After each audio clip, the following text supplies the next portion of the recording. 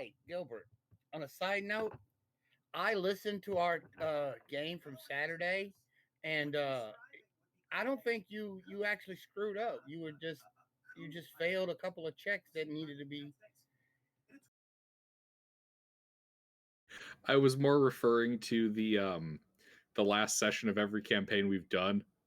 I make bad choices in the session that I specifically listened to the introduction of those guys, and the only one that did the talking was the one that didn't transform. all right. So he didn't Mister, technically lie to us. Mister, let's focus on tonight. Okay, sorry. All good. Besides, I got to make 2 memes that I felt were very funny. That makes it worth it. All right. My character still got a cool ending, and I'm happy with it. Alrighty. So, who would like to recap last week's events? Underdark, put your hand down. Oh. I don't think I was here for all of last week. I got my eyes back. It was great.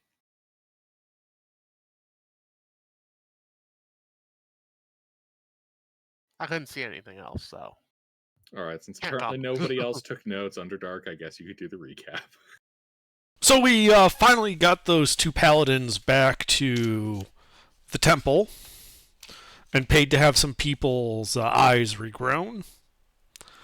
And then we went back up because Ruffles' character still has a brother we need to find and kill. So we're just south now of Mush's Folly. Near the Living Dead border, and we just saw a rock. Sorry, what was that, Gilbert? It said Mesh's Folly, not Mush's. My notes say Mush.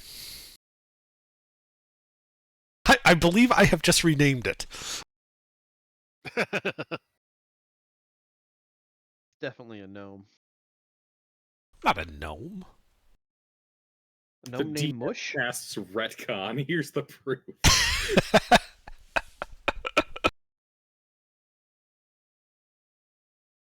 And we had just seen a phoenix before we took our nap. Phoenix? What bestiary are you using? Looked like a phoenix. It's a rock. You know, one second here.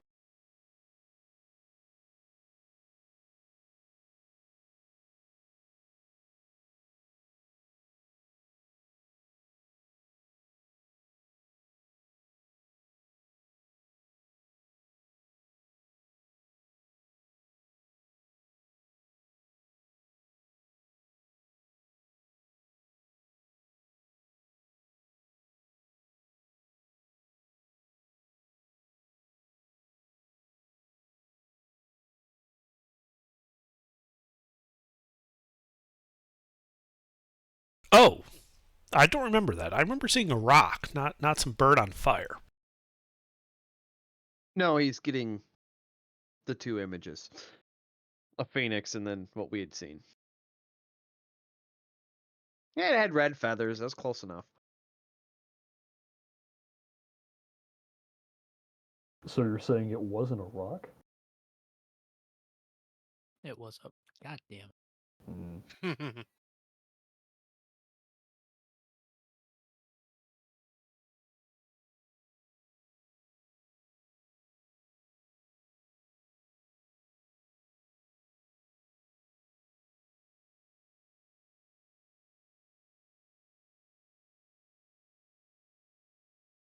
He will always look strange with hair. God, that does look weird. He had hair most of his career. Take it off. I mean, Yeah, but I've seen him most of his acting career, which he has been bald for. Not his wrestling career. That's true. But see, I know him from his wrestling career. Yeah, he's like the opposite of John Cena, who was bald for most of his wrestling career and had hair for most of his acting career. Alrighty, folks. So, you finished your rests here at the edge of these dead kind of burnt out looking hills and mountains. Just a few feet away from your campsite is the scorched, ash soaked ground, stretching up under the mountains. And the knowledge that Mesh's Folly is, about a half a day's travel from your current position. Look at the map.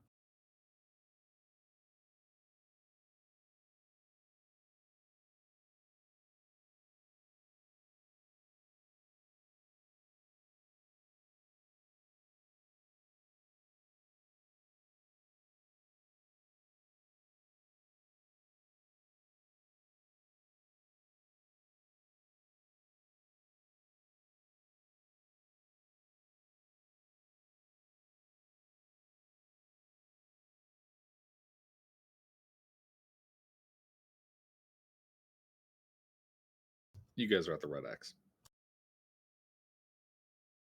Well, north we go. Indeed.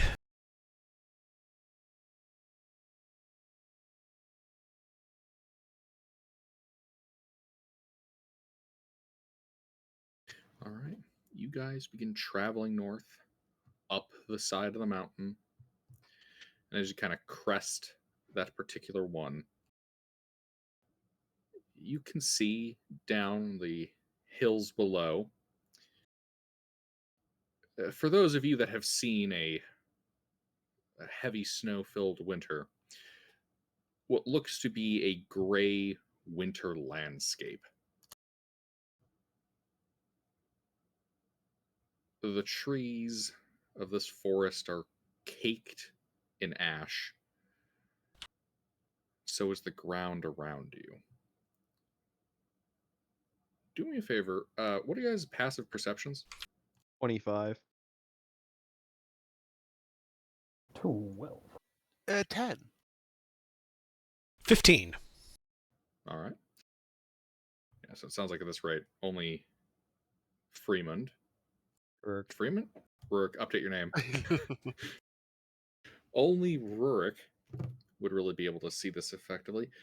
But down the side of the mountain, you can see what looks like people. All right. Well, pull out the spyglass, take a closer look.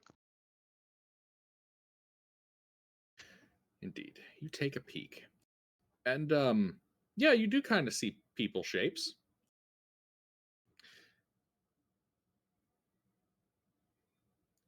Hulking lumps of ash kind of lumped together in the shapes of people, kind of walking up the trail. You can see a cart, a donkey,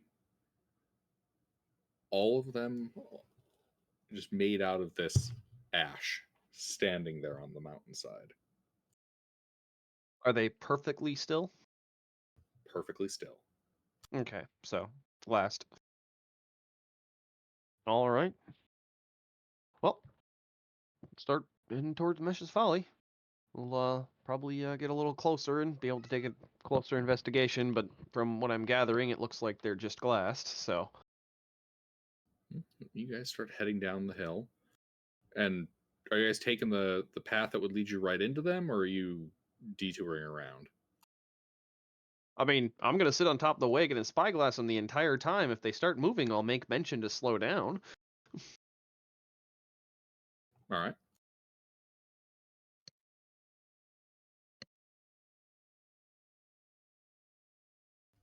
You begin to approach. There's no change to these bodies. All right, and when we get, do we have? Oh, don't have the inventory open.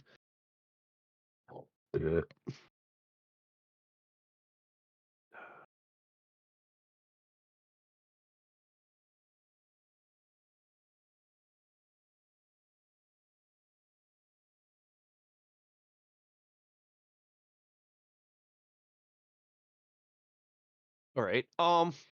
Once we get to 400 feet, I'm gonna start taking shots with the heavy crossbow. just to see if they move when they get hit by something. But at 400 feet out, so we have ample heads up, unless you guys want to wait till we're closer. If they're not moving, I wouldn't shoot at them. There might be more information to get from a close examination that you would destroy if you disturb them.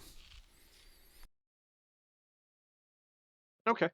I suppose, and we got mostly close range combat for our party, so. All right, then I won't. It's also like, it's not like we're approaching stealthily, so if they were going to do anything, they would have done it. I was thinking of some form of mimic. They're gray colored. Well, we can poke one with a stick or something once we determine that there's nothing useful to gain just by looking at it. Yep.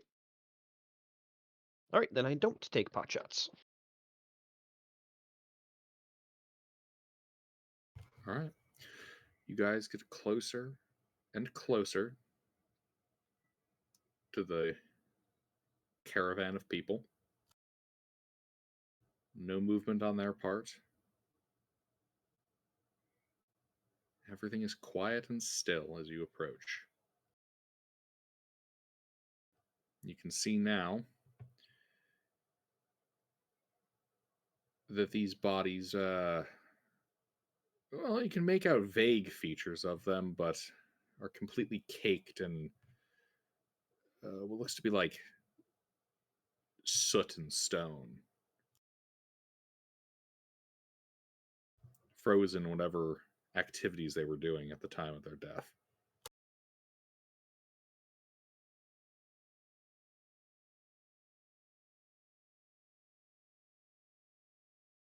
Well, Linchvin, I'll pop down and give you a hand. Alright, yeah, I'll take out the magnifying glass, start giving them a looks over. Do they look like they're statues that got covered in ash? Do they look like they're made out of ash? Did some children come by and make ashmen? Nah. These. Give me a perception check. Advantage because it's sight based using a magnifying glass. Perception, not investigation. I'd say perception. An investigation would require more than just a visual scan.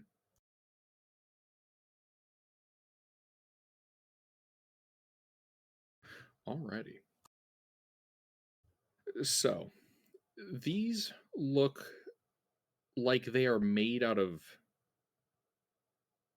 looks like several layers of material. There's a coarse, porous underlayer, and then it looks like ash has accumulated on top, almost like a snowdrift. Okay, I'll use a mage hand to just kind of brush off some of the ash on them. Get a look at that underlayer. Oh, wait, I'm sorry, you got up close? I was using a magnifying glass, Gilbert. Can't really get much closer than I that. think we've all approached, haven't we? No, yeah, no, we walked right up to them, and I was looking at them through a magnifying glass. I just wasn't touching them because I didn't want to disturb the ash.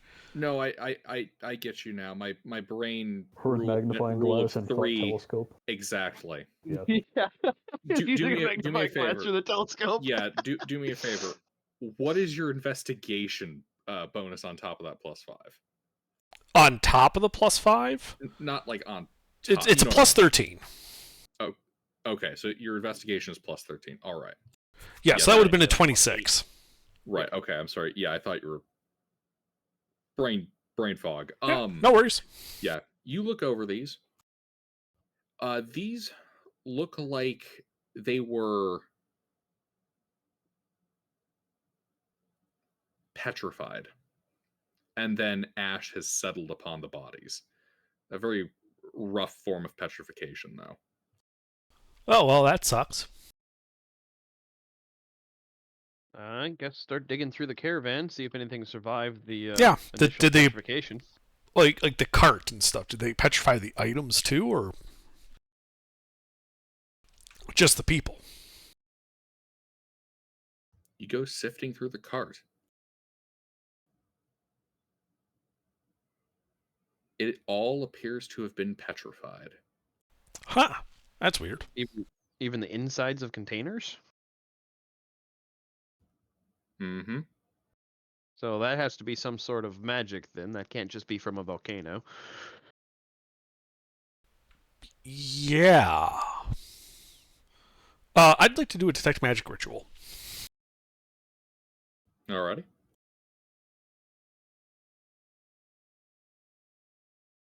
I play yakety sax poorly on the harmonica while he's doing that. Alright, you spend 10 minutes and cast Detect Magic. The magic hits you like a horse's foot to your face. The very air in this area is saturated in magic. Any particular school?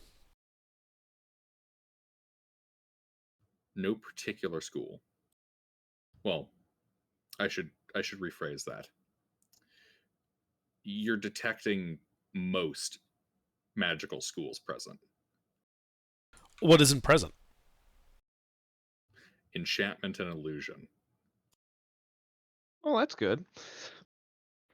Yeah. And you're detecting these schools all overlaid and saturating the soil and the very air that you're breathing. Oh, it's like someone took like a bag of magic Skittles, ate 2, and then just smeared the rest into the ground. Say, do you mention the schools being intermixed in the ground and everything? Well, I mentioned that it's a highly magical area. Oh. And I give that analogy.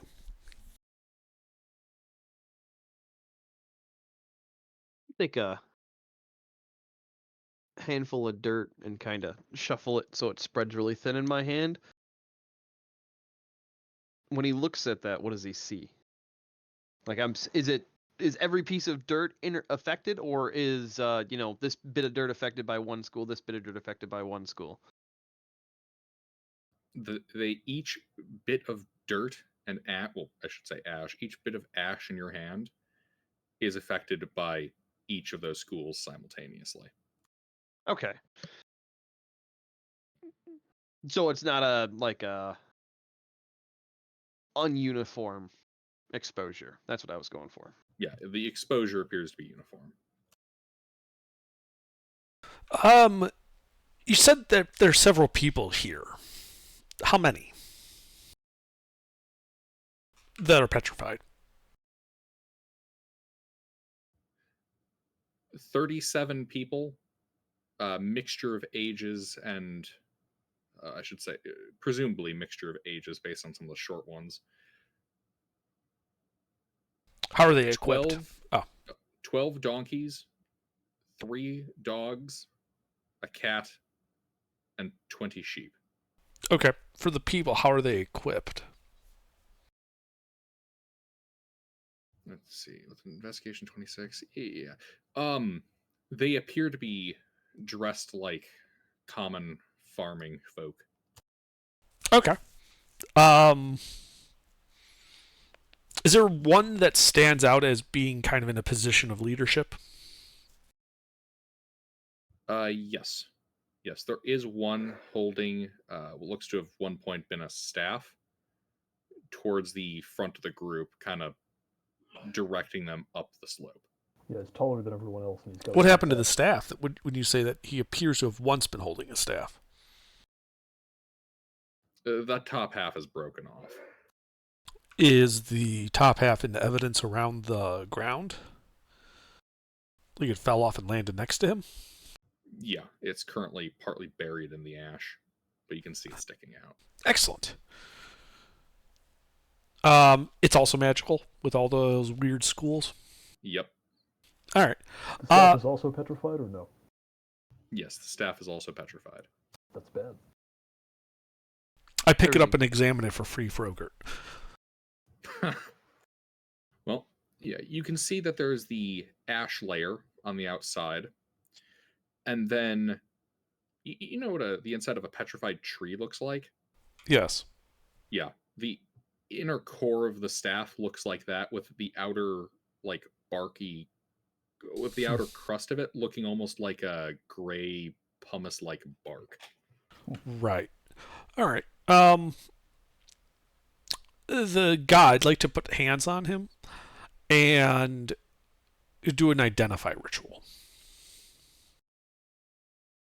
All right. While he's doing that, Gilbert, is it possible to determine by examining physical characteristics of the stone, like how or by what something was petrified?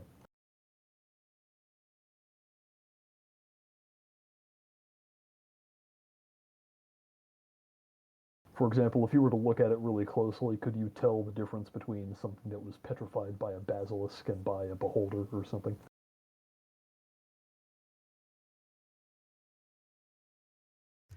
Thematic differences. Yeah.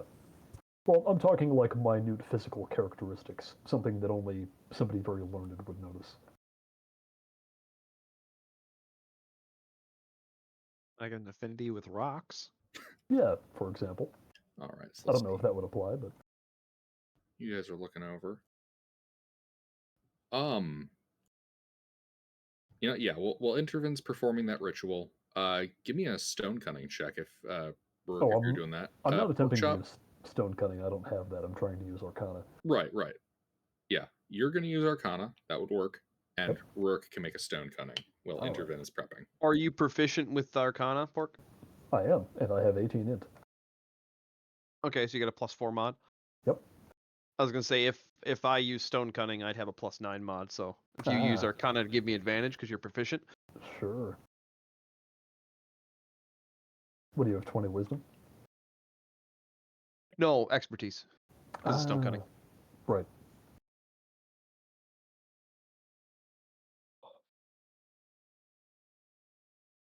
Double my proficiency mod because Stone Cunning.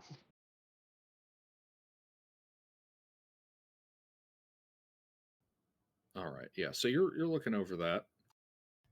And yeah, the outer layer is there's definitely that thin coat of pumice over every body, with the insides looking to be kind of regular petrification materials. What is it? Calcium? How are we Not telling this? calcium. Are we pulling them apart?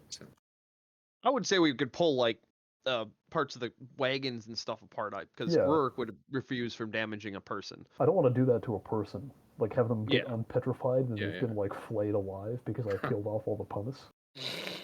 All right. Yeah. So you guys are opening up, bits of the more organic matter.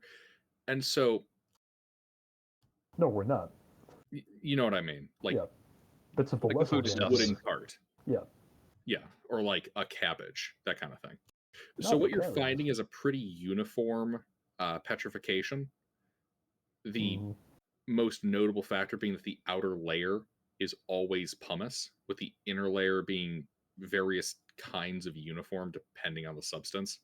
Interesting. What was presumably a piece of meat is rather colorfully petrified on the inside, preserving a great deal of the red meat appearance Right. of what looks like at one point a goat leg that is now peppered with, what would it be? Silicate? Silicates. Silicates, thank you. Calcium silicates. Yeah, calcium silicates, thank you. I'm pretty sure thinking about that's it's like primarily what petrification is. Yeah, So is it? I did that prep like a are they week all ago. So are all the people petrified? Yes. As for pork chop, if you want to roll me that Arcana check. Oh no, I was helping. He gave me advantage. Could I? Okay. Oh right, but well, this didn't determine what I was trying to determine. So can I also do that? Yes. Can I like? I can give you hold advantage on, for that. mister. Better. Because, mister, you're wanting to do some kind of check as well, right? Well, I wanted to see if I can end the petrification on one and then speak with dead. We'll get there. I'm trying to find out what did this. Yeah, we'll get to that in a second. All right, so Yeah, I'll let y'all go first. yeah, well, basically, Varric will handle you and Interven at the end of the Rourke pork chop. All right, so pork chop. Yeah, you go looking through this, and yes, you do know of some differences in the petrification process. Mm.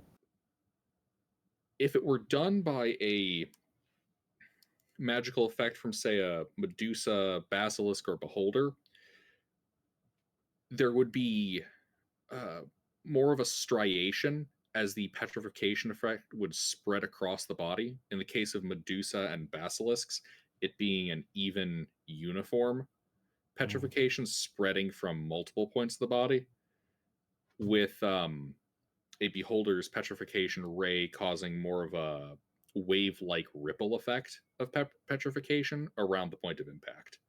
Right. What do I think this was? This has significantly more in common with the former. Which was the former? It appears to have Creatures petrified them evenly and simultaneously. Evenly and simultaneously. Is that the Medusa and the Basilisk or the Beholder? Medusa and Basilisk. Okay, so I It think has- this was probably a Medusa or a Basilisk. It should also be noted that, with that kind of arcana check, if a Medusa or a Basilisk were responsible, typically the people that are petrified in that manner tend to be it tends to be a more refined petrification. The features are still there. It's unnervingly lifelike. This is significantly rougher. And the individuals in question don't appear to have the same reactions of surprise and fear on their faces.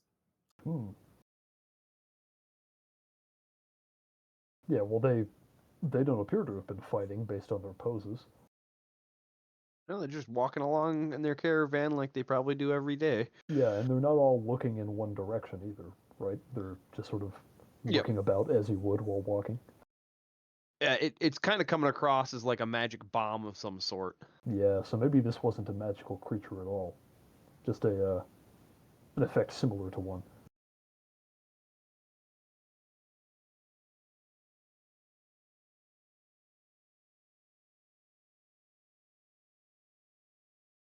Because if it were either a Medusa or a Basilisk, they'd all have to be looking to more or less one place. Yep. They'd have to be observing something, and then they'd also have the typical fear reaction. This looks like a magical nuke.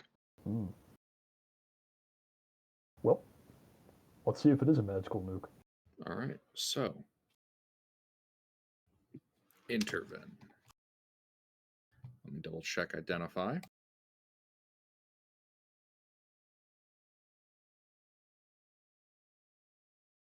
It's some foolish wizard's attempt to improve upon time stop. Permanent time stop.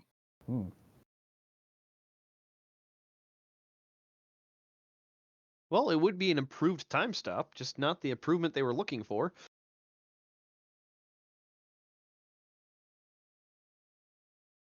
Yeah, it's like the time traveling wardrobe that takes you 1 second into the future for every second you spend inside of it. I got one of those.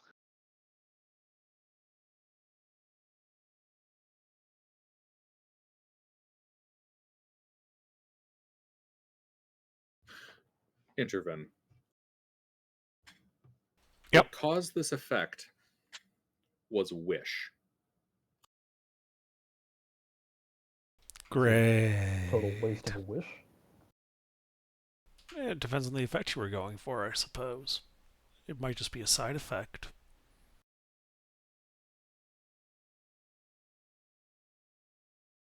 That's why I said great. Let's say wishes should come with like a signature. So when somebody casts identify that was on something that was affected by wish, wish made by so and so. Gary did this. Just so you know who to yell at. God damn it, Gary.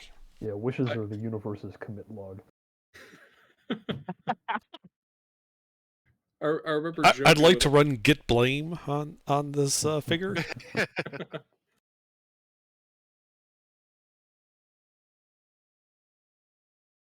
I remember joking with Under that, if he ever summons a powerful demon with that gate spell, and he thinks no one's going to find out, that demon's going to approach every city it destroys and goes, "This demonic sacking was brought to you by," and then list the party. Oh, That's why I'm going to summon it while in disguise. I can help with that. all right. Well, unless any of you have power word fork, I don't think we can unparalyze these people, or petrify rather. I mean, we could take them with us and attempt a rebasing.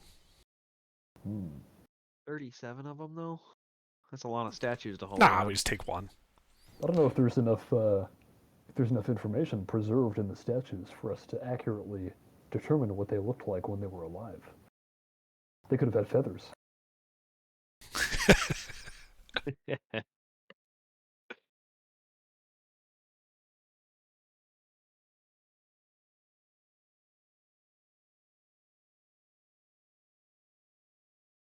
But yeah, I don't think we can help these people if it was a wish.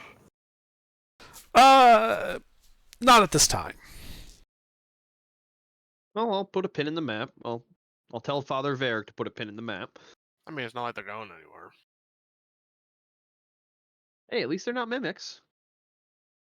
I mean, we don't know that. They could be petrified mimics, and they were petrified in the shape of the thing they were mimicking. Ooh. Can I unpetrify one of these things? Well, Ow. it was done by wish, so whatever you're thinking of doing, Oh, it's if like it was dispel done by magic wish, probably then would fuck, I work. can't do nothing to that. Like, how would you unpetrify somebody even if it wasn't wish? You have greater restoration?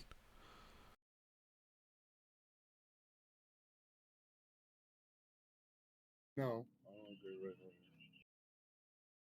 So, I'm curious, how would you be unpetrifying them? I don't know. Oh, Well, if it's a magical effect, you could use dispel magic. only if it was ongoing. A lot of magical effects, they end once they finished petrifying somebody. That's true. Oh yeah, because then you could just use dispel magic on a. Yeah, that'd be a cheaper way of doing it.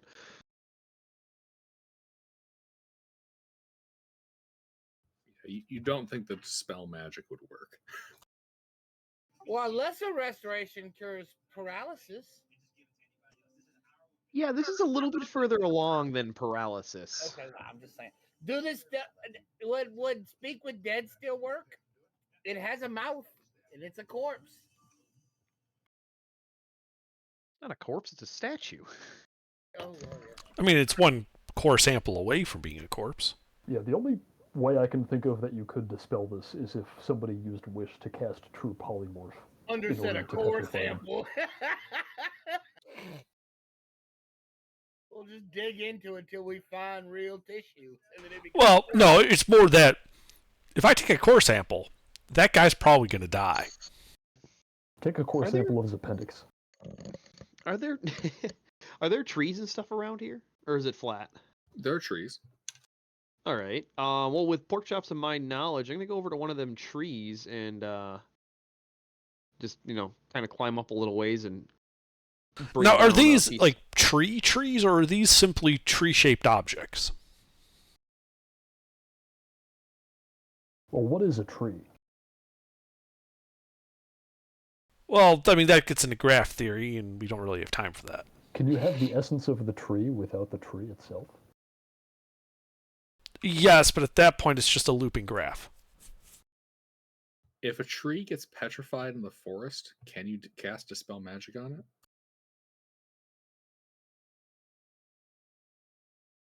As long as it's in range, I suppose. Doesn't mean it'll do anything. Sorry, Rourke, what did you say you were doing when you climbed up that tree? Yeah, sorry. We just completely derailed that. Yeah, somebody was actually doing something important. Not either of us. I was gonna break a branch. I was gonna break a branch off and throw it down a pork chop to see if it looked the same with observing. If it looked the same as what? The cabbage we were looking at and the goat leg. What, the inside of a regular-ass tree branch?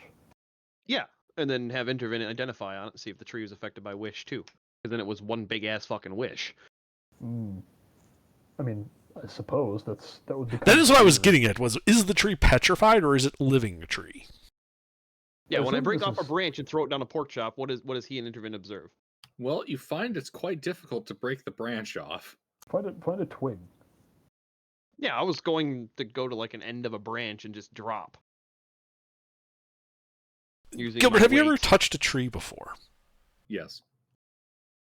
And you've touched rocks before, yes? Yes. Have you touched grass? Wouldn't it before? be instantly obvious to Rurik whether or not that tree is actually a rock? That was my point. By it's very difficult to break. Oh. Almost like it were made of rock. Oh. Does I it? thought the Okay. implication was clear. I No, tie a that couple was of my ropes was on it clear and to climb me. down to the stronger party members and say, "Here, pull." Yep. I grab the rope and begin pulling. You put it near like the outside of a branch, right? I Yeah. don't want to pull the whole tree down by accident. I put it around the thickest part I could find. Okay. No, I put it out. Uproots petrified tree from petrified ground. Pork chop completely misinterprets your intent and begins constructing a rope swing. I have that picture somewhere.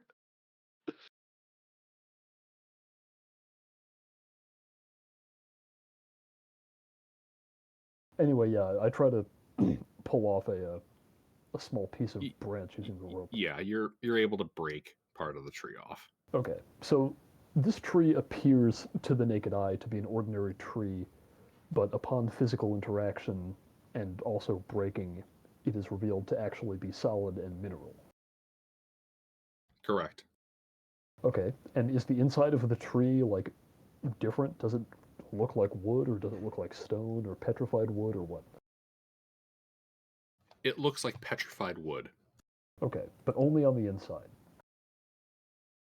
Or to the outside as well. So the outside also looks petrified. Ah, Except instead, you know how like a regular petrified tree looks like a slightly more minerally tree? yeah. This is blasted with ash and pumice. Hmm. Like it looks tree shaped, but does not have a tree like texture to it, like that you would expect from a cedar tree. Right. All this ash and pumice and where we are is making me think of volcanic interruption had something to do with this. But volcanic interruptions don't usually petrify things, unless I'm mistaken. No, that was probably the wish. Yeah, that was probably the wish. And speaking of, Intervin, you want to identify the tree branch just to make sure that we're all on the. Yes. I identify the tree branch. Can I tell if it's deciduous or coniferous? Or carnivorous? Carnivorous. Uh-oh, we're in the wrong Never forest. be too careful. Shit. You don't want a man-eating petrified tree fighting you. Free stat block idea. There you go. Alrighty, let's see here. Okay, so the questions are: what kind of tree? Is it so yes, it is affected by wish. Yes, this is in fact tree-shaped rock. Right.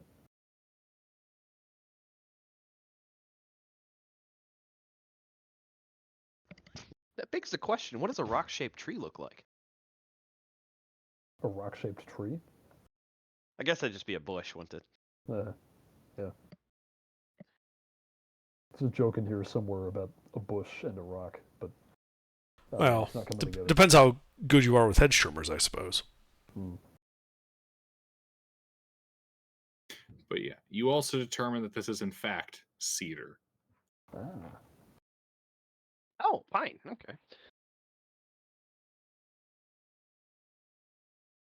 Well, break a small piece off and give it to Intervin for his teleport collection. Now, since this is a petrified tree, does this look similar to what you would expect a naturally occurring petrified tree to look like, or is this different?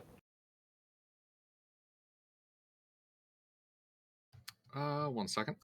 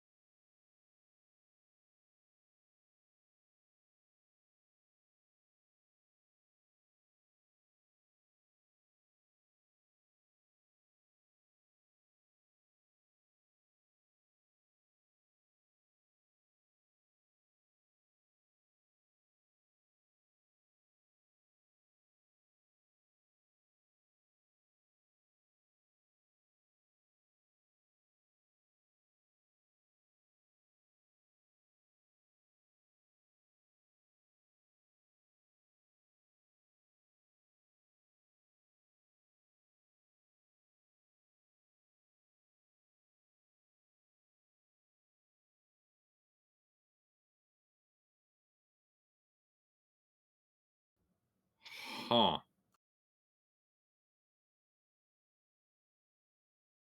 That is not what I was expecting by trying to get you a picture of an ash mummy. Like, that is a shitload of Pokemon. Goddamn. First thing that comes up is a mummified Ash Ketchum. Yeah, right?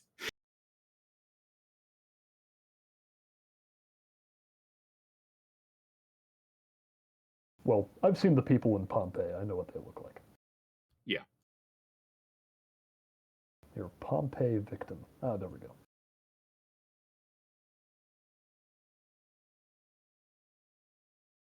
I found the tire swing meme, by the way. Mm.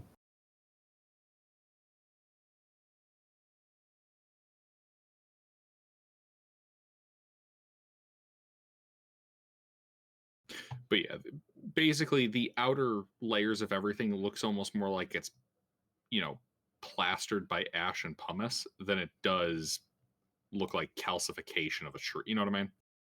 I think so. Looks like that. Yeah, because you know how the petrified tree is tree but rocks now? Yeah. And a ash mummy is bones on the inside, compacted plaster like ash on the out. It's the former, not the latter.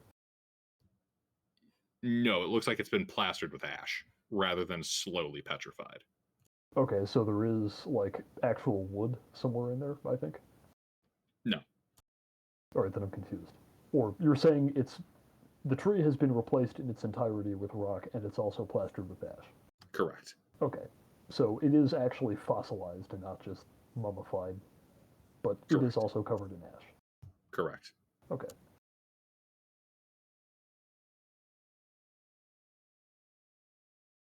But anyway, I break a small piece of the branch off and give it to Intervin for his teleport collection, and I think we can head on from here. Mm. Fragrant branch of yore.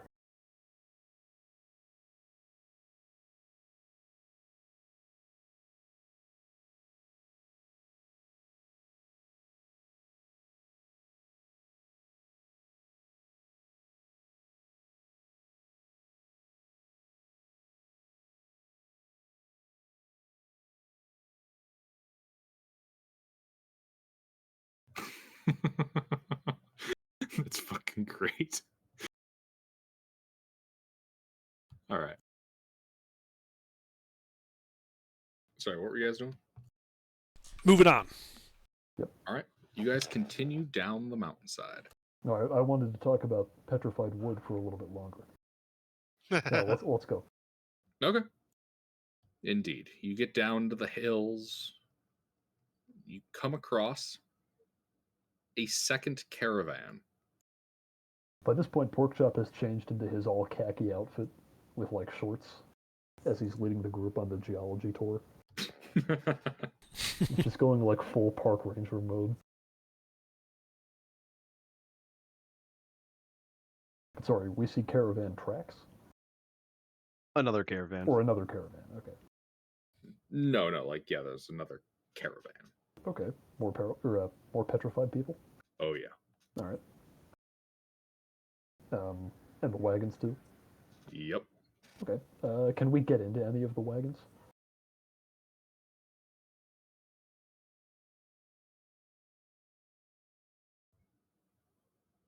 How do you mean? Well, they've been petrified, so if they had doors, we wouldn't be able to open them. But if any of them were, like, No, open? wagon, not carriage. Right, wagon. Thank you. In that case, can we identify any of the cargo, or is it all just boxes and sacks? Well, it's a rather big cart with a large pair of hands coming out the side and a big pair of feet coming out the back end with a broad, flat surface that at one point seemed to probably have been a tarp laid over it. Okay, so do I think this is a pack animal, or is this some kind of cart that had legs? It looks more like there was a giant that was laying inside of the cart. What, underneath it? Yeah, underneath the tarp. Oh, inside the cart, under the tarp. Right. Okay. When you said it had limbs, I thought you were describing the cart. Yeah, no, that would be my bad. Okay, so there was a giant in this cart with a tarp over it. Interesting detail. Well, we're in the land of giants, so Oh, yeah, we are.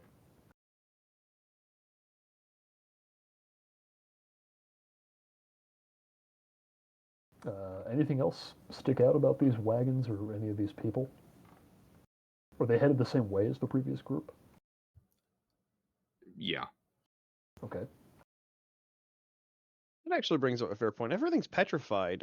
If we're careful and go through layer by layer, there might be, tablets, because it's all mostly clay tablets for documentation, that we I break could, out my smallest brush. yeah, break out a couple of chisels and Yeah, hammers, and we could go through the frontal areas of the wagons to see if there's any tablets or anything stored in there that might be documentation that Intervin could read in using and get some more several information. using several sticks and bits of string, I began assembling a grid. How I much break out string my do you need? my little hand trowel.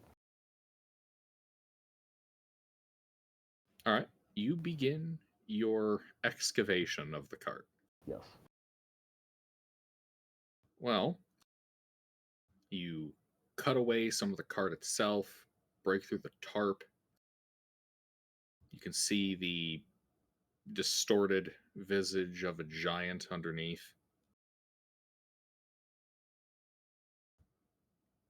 And what looks like were at one point a couple of sacks, but they've also petrified. The sacks look like they had, a series of flat objects in them or a bunch of round objects in them. Or Flat grain. objects. Okay, so then yeah, I'll start working very carefully in that area, being dexterous to break the sack away and see if I can get the flat stuff on the inside. All right, you open it up, seeing what looked to have one point been papyrus that has now been distorted, warped, and petrified. All right. Can I carefully get the papyrus extracted from the sack as best I can, even though it's distorted, like focusing on what would be the papyrus and separating it from what would be the sack?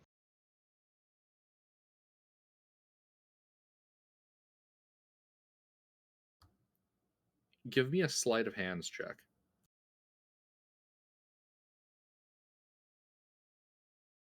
Do I have advantage because I'm using wood chisels and tools? Yes. Wait, wood chisel? I mean, yeah, damage it in the process, but I don't. I mean, Sure. actually, no, I take that back. We do have mason's tools in the. I'll just grab one of the mason's kits out of the our wagon. We have 4 mason's tools in our wagon for some reason. Sleight of hand. Very dexterously, you kind of chip away at the petrified sack in order to pull out this bundle of petrified papyrus. Yep.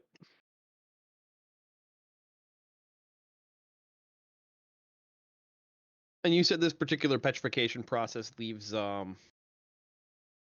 very coarse exterior. Yes. Coarse exterior, smooth, cleanly petrified interior. Okay.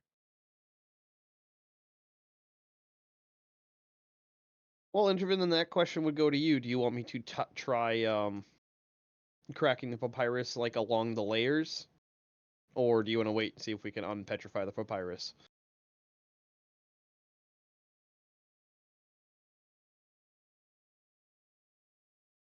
Under?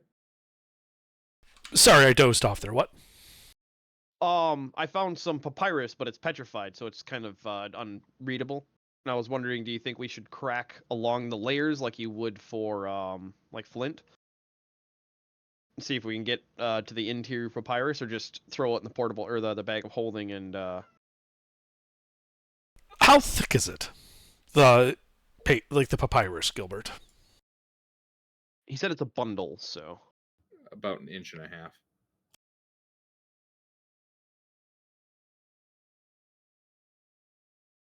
And it looks like that when it was petrified petrified in situ. The individual, like the curl where it curled up on itself, didn't fuse.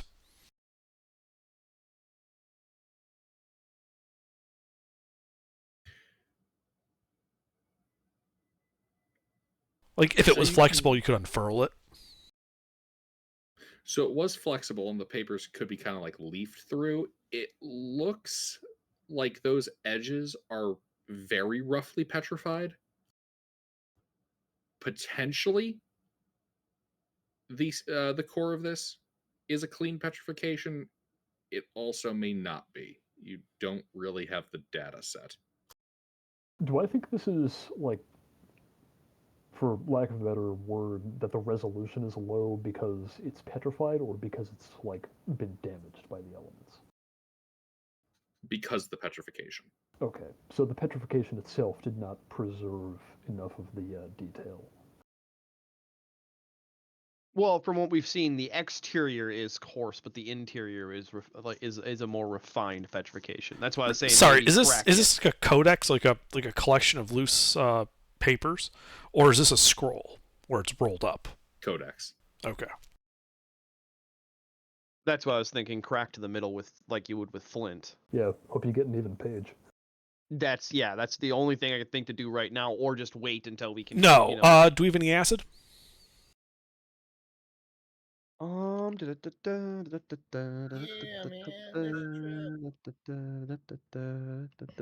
chemical supplies and I have acid. Why do I have acid? I don't know. I mean, it's But acid one of those things that I just buy when we have money and forget about. I have a acid vial of acid. etches uniformly. So the different pages are likely to be stuck together with the coarse stuff, while the material itself, based on our examination, should be more dense. So if we put acid on it, it should start to eat through the coarse stuff first, allowing the pages to separate, and then we can rinse it off and still hopefully have stuff preserved. Oh, you're saying use acid on the coarse edges in the sheets interiors, or where the clean petrification would be legible, possibly. You see, this shit is what we were talking about earlier. Yes, essentially is if the outer layer is what's binding it all together, it prevents us from separating it, but that's the coarse stuff. It means also it'll allow the liquid to penetrate. Whereas the dense petrification is going to be like a solid sheet of rock. And while it will be etched by the acid, it'll be etched uniformly, and so any lettering should still be visible. If just slightly more bold looking. All right. Well, I don't have any proficiencies for acid etching stone. I don't think we have any. Do we have any masons in the party? I'm only a first degree. So what I would suggest is we have water, right? We have lots of water. How much do you want? Yes. Basically, what we should do is we should get like a basin or a barrel, even if we have to carve it out of a rock, and we dilute the acid, and we just set this in here, and we just kind of keep pulling up on it, because weak acid, because we diluted it, will eventually penetrate and damage rock. So, yeah, we just want just enough to cover it so that it can get a nice, even, thoroughly distributed acid as we kind of slowly pry this stuff apart. It'll probably take several hours to a day to accomplish How big this. of a barrel do you want? It depends how big the codex is. We want just enough to submerge it. We don't want it, because the more we dilute the acid, the slower it takes. So if we had enough acid to submerge it in acid, I would, but we don't, so we'll dilute it. I have the one vial. Right. This is going to be the equivalent of dunking it, given that that's like acid, that's enough to, it will essentially be vinegar strength. Well, Gilbert, how big is the codex? Oh, dimension-wise? 1.5 thick, 7 inches wide, 10 inches tall. Oh.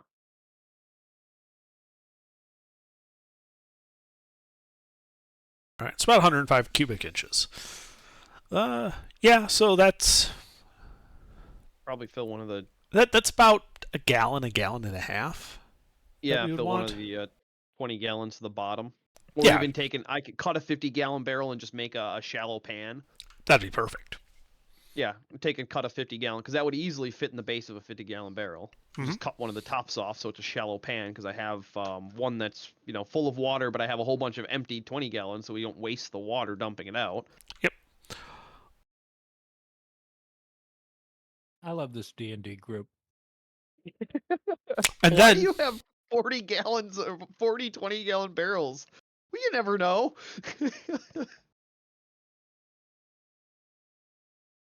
here's the best part of it.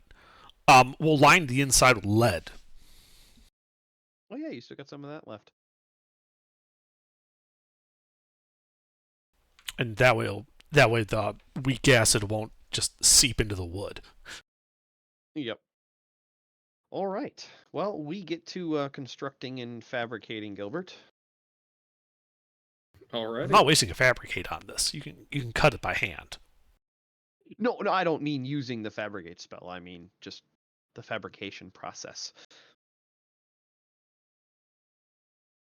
Because yeah, even with carpentry tools, you can work lead.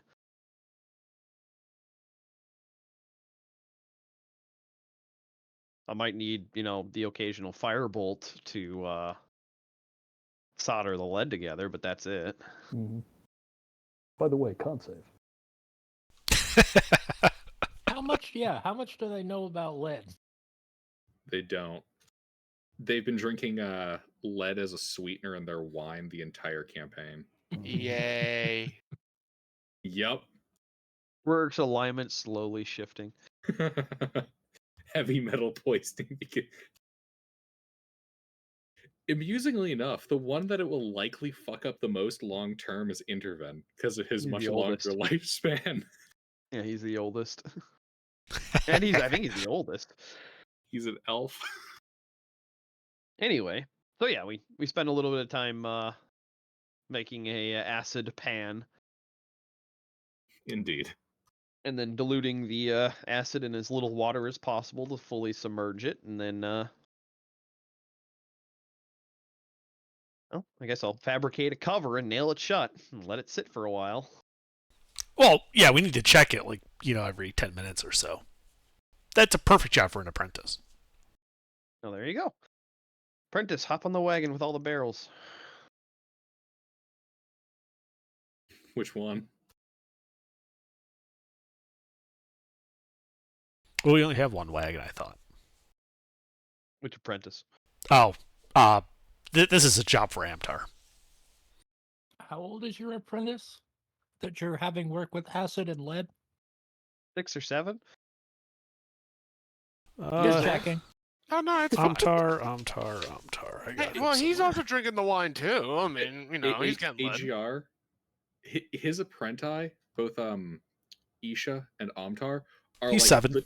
Are like the most powerful 6 and 7-year-olds in the world. They're 7 and 8. Isha's 8, Amtar is 7, and they know things like Misty Step and Tasha's Hideous Laughter and Firebolt. They are actually the That world's seems like most a problem. powerful preteens. They're going to become It's like hilarious. OP PCs later. Just a bit later. If Interven ever ends up like Confucius or Socrates, they're going to be his students who recorded all of his shit, and they're the only reason that we know the guy existed. These are the people who were able to get those entry-level 10 years of experience jobs. We're literally born into the job. Mm-hmm. This is how I picture Interven, but in a yellow robe. And elf ears. I love Wallace Shawn. Alrighty. Actually, young Sheldon is hilarious. I didn't need to know that. I think I'll stick to Princess Bride and My Dinner with Andre. Thank you very much. Indeed. All right. So, are you guys traveling while doing this, or are you just hanging out here at the site? We probably get going once we get all that set up. Like I said, it's going to take hours, possibly a whole day for that to break free. The apprentice keeps up on it. And Yeah, I we think put we him just in the continue research in our slot on the journey. wagon. All right. You guys keep traveling through the hills, making your way through. When the next spot on the trail looks to be a couple of huts set up as if it were at one point a little logger's cabin. You can see a dried up riverbed and the saw blade that would have been used to split trees. Are any of these things not petrified?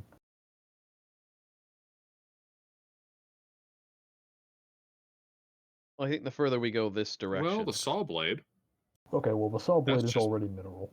that's just badly corroded. Like, unbelievably badly corroded. Yeah, like entirely beige to light brown. Like, everything Or else red, here I is don't gray. That is distinctly rust red. Yep. I poke it. Not on the edge, on the side. All right, you poke it. A layer of rust falls off. Mm, You can see that it's like shipping. right. Like, layers of rust are peeling off of layers of rust. It's still got a few more years in it, I think.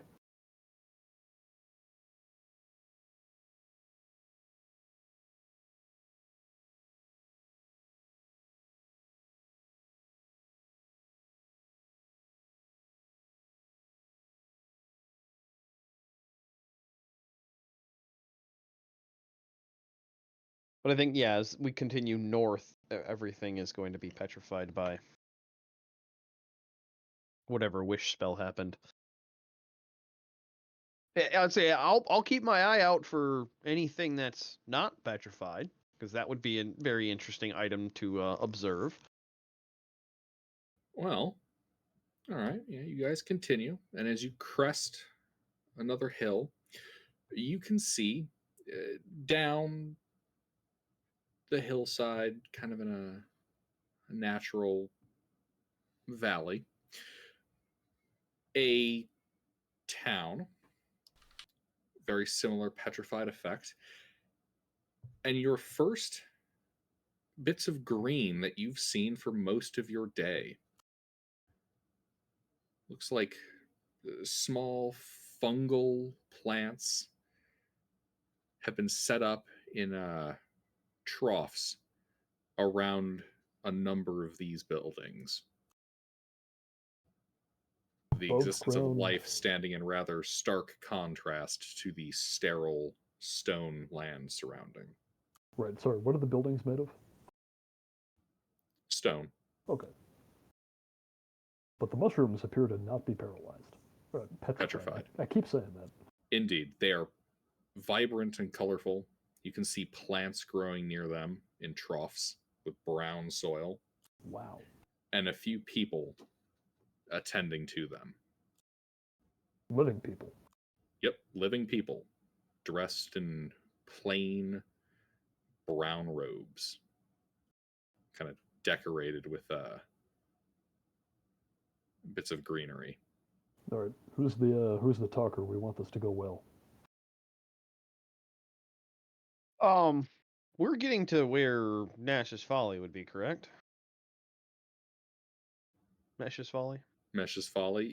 Yeah. You consult your map, and you look up. Consult your map, look up, and you see the sign that says, "Welcome to Mesh's Folly." Well, time to start asking around. Hey, Intervin. What's up? Oh, I'm gonna hide.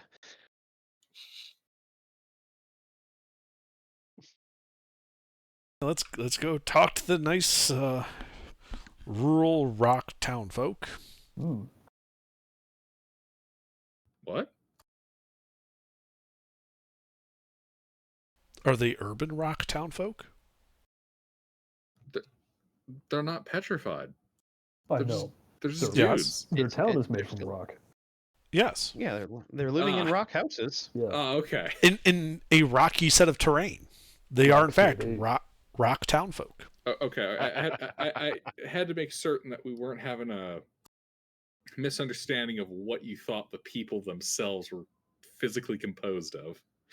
They're No, they're certainly just- are. Yeah, they're a hard people. Yeah, no, they're wearing rock costumes. Yeah. I just pictured like this that. for a moment.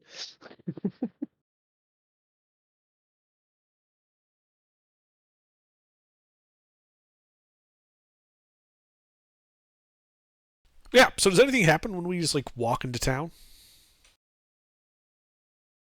A number of the robed figures attending to the plants acknowledge you, but continue to go about their business.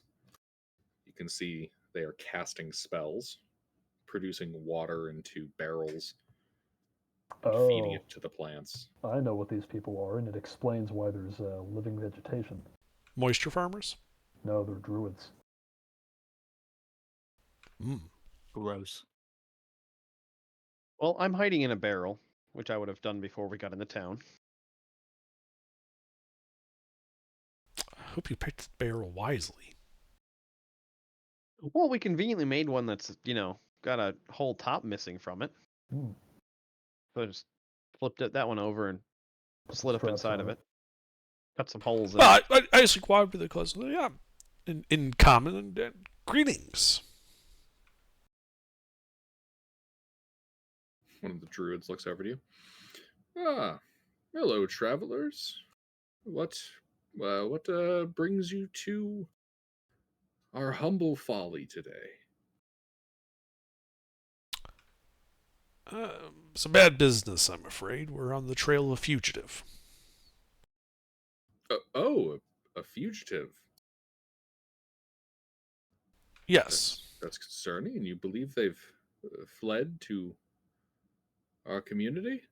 I believe they might have passed through it, and I was wondering if you had seen anyone recently of this description, and I give him the description of Rurik's brother.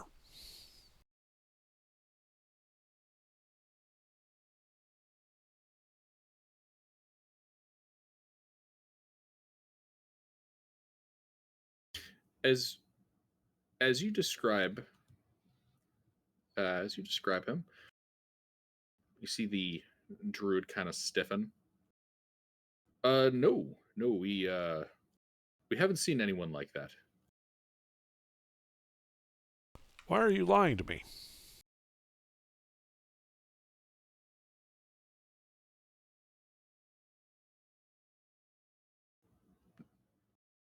Kind of looks around. No, not lying. We just we haven't seen anyone like that. Are you interested in our work here? He kind of gestures to the troughs growing plants and fungus. I am, in fact, very interested in it. I am a chronicler of sorts, and so if you don't mind, I would love to observe and take notes and converse with you over there. Ah, yes. Let me show you around our attempts to breathe new life into this cursed, blighted land. Indeed. It is a good day for a walk, and so don't worry about if this takes us a bit far afield. Indeed. He begins, walking you guys through a section of these troughs, stopping to explain, what fungal species they've found a way to grow here in the soil. They've been trying to restore life to this area, but they're having to import dirt because even their archdruid is having trouble breathing life into the soil here itself. I do actually take notes. And question, have they thought about like combining arcane and druidic magic, like using arcane magic to excavate the dead rock to get at potentially living soil or bedrock underneath? Right. Indeed. You guys talk, and he kind of leads you further and further into the trough field. And once you guys are at a comfortable distance, the druid stops. All right. Who are you folks? And how do you know he's here? I am Intervin. And I am Intervin.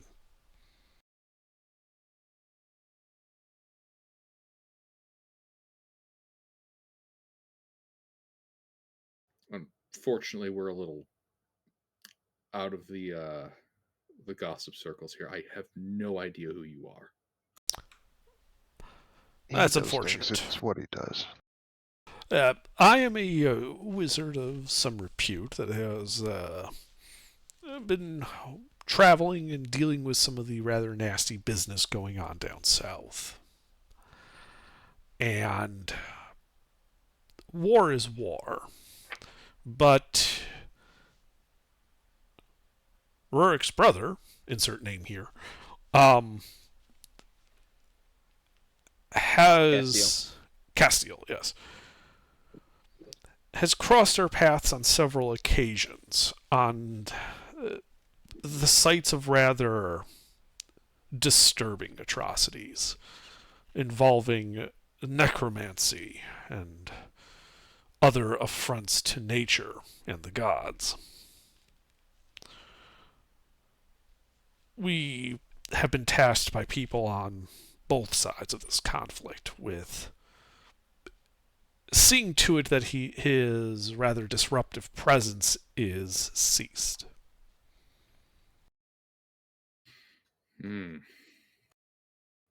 Well, our investigation has simply led us to this end. He's not here. At least I haven't seen him in several days. Some of his entourage remains, though. Where were they staying? They stay at the Archdruid's abode. There's a few of them. And he describes a ninja, one that you would guys would recognize as Esquilia, a hulking, tattooed man who he calls Darmok,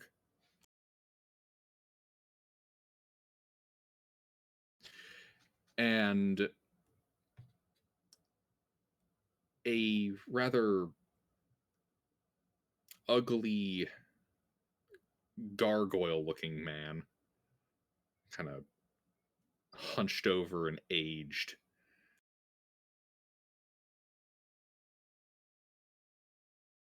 And these individuals and a few mercenary folks have set up shop in our Archdruid's abode. I see. As for the Archdruid, they are holding him somewhere. We are uncertain.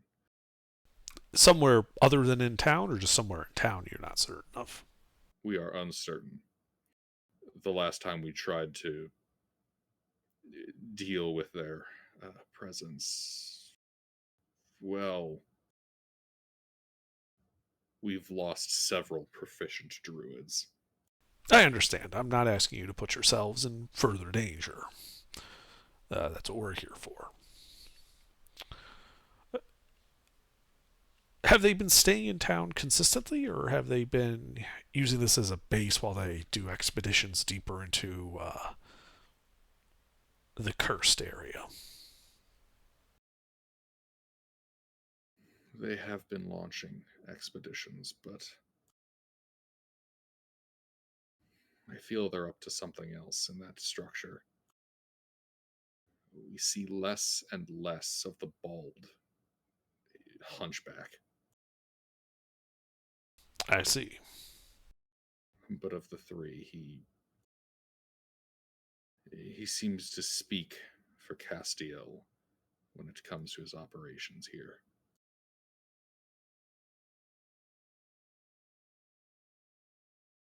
Well, it's possible that he has some magical means of communicating with him. Have you tried using sending to talk to your archdruid?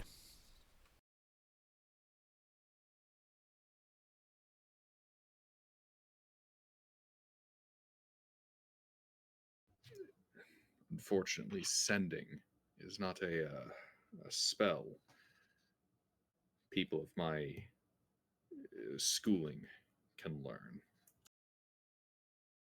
Oh, I forgot about that. Yep. Sorry.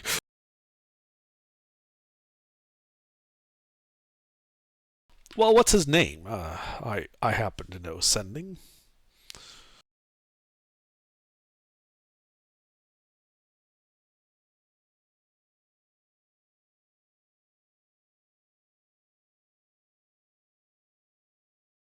Did that transmit? Yes. Okay. It would be Archdruid Basha.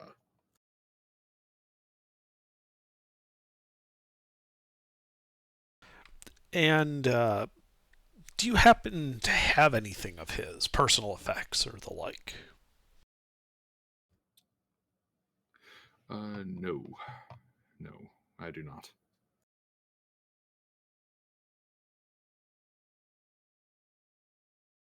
We tend not to have many personal effects.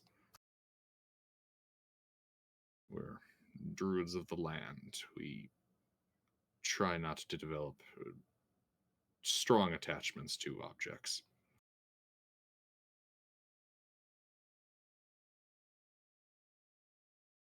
Okay.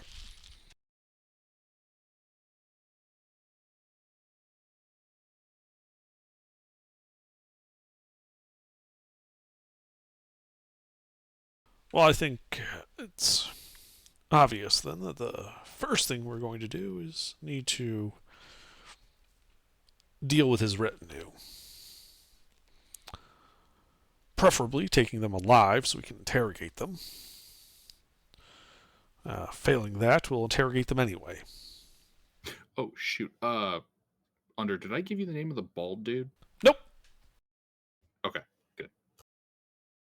Unless his name is Basha. No, that's the Archdruid. You never did say if the Archdruid has hair or not.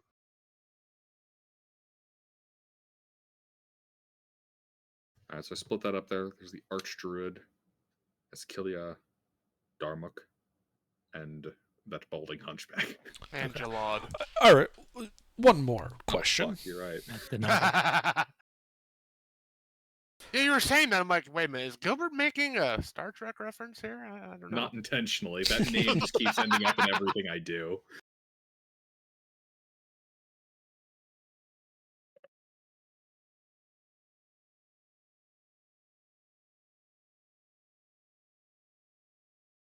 How long have they been in town?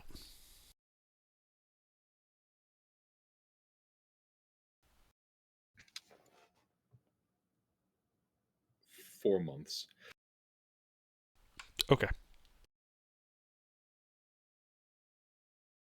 Well, I think it's time we head back then.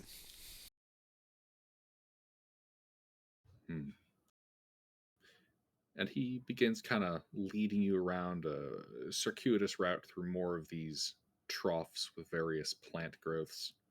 Mm-hmm. Yeah, and I just resume taking notes and, making arcane suggestions as if nothing had happened. Indeed. And you make your way back into town.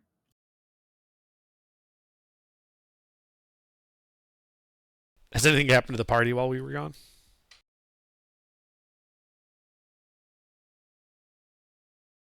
Well, That would be the question for them. Would you guys have followed on a botany tour, or would you guys have been doing stuff in town? No, I would have I gone mean- on a botany tour. I'm an almond farmer. I haven't gone on the botany tour. Well, I would have stayed in my barrel. Freeman occasionally poking out of the barrel. Where the fuck is everybody? Well, no, you see, I have 2 mirrors, so I actually made a periscope while they were gone. God. The top of the barrel peeks up, there's a little periscope, looks around, goes back in. I mean, I'll go snooping in a different druid grove. All right. Not doing anything in particular, just seeing if there's anything weird going on, like out in the open.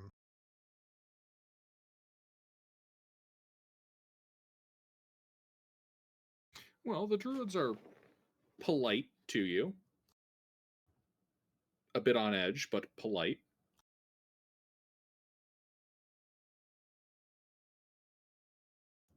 They offer to show you around if you want. Yeah, fuck it, why not? See if there's anywhere they're trying to intentionally avoid or something. Yes. Yes, they are very much avoiding the building at the center of town. A big beehive-shaped structure.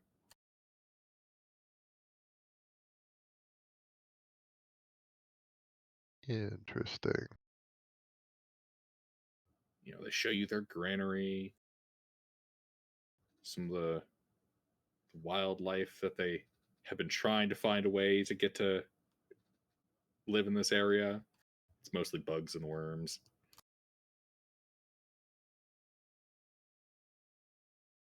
Are they speaking in common while they're doing this? Do you know Druidic? Yes, I am a druid. In that case, they would be speaking in common at first and then delve into Druidic with you. And I'll just ask in druidic if they've seen anyone strange in the area, aside from the group I'm traveling with. Well, there's the folks staying at the Archdruid's place. And it kind of like quickly moves on to, I did see something rather strange out in the ash flats, towards the black glass itself. I saw a giant. He's just striding through the ash and the dust, walking like he had a purpose, right out into the depression. And giants aren't common around these areas?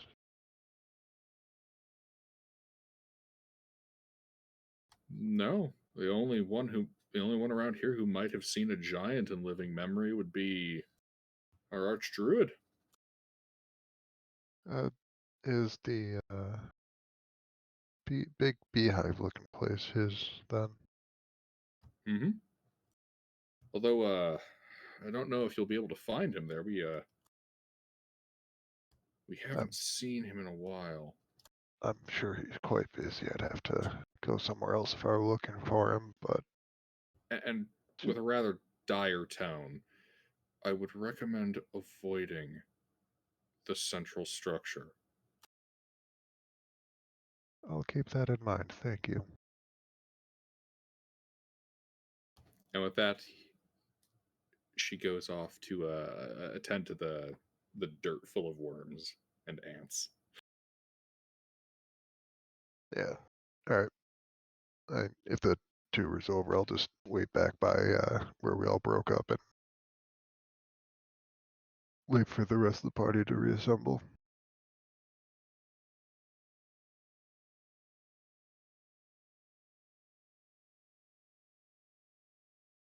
Well, as we get back to our wagon, we're talking privately, keeping our voices low so as not to be overheard easily.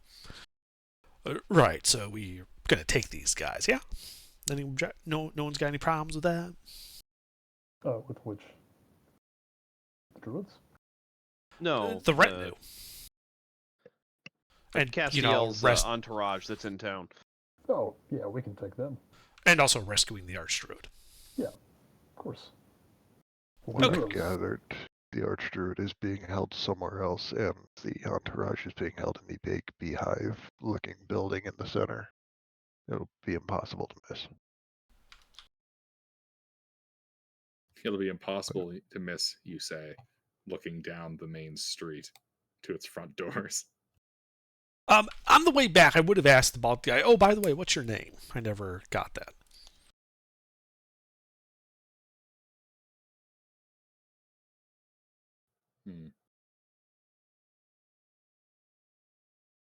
Race is he? This one's name is Balathu.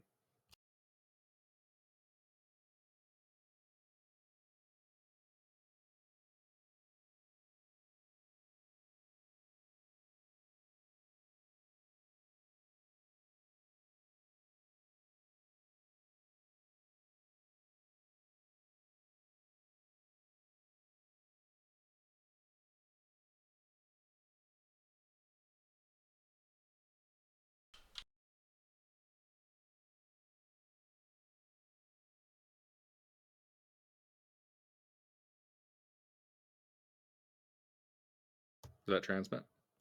Yes. Watu. Sorry, I'm just counting words. Oh, good.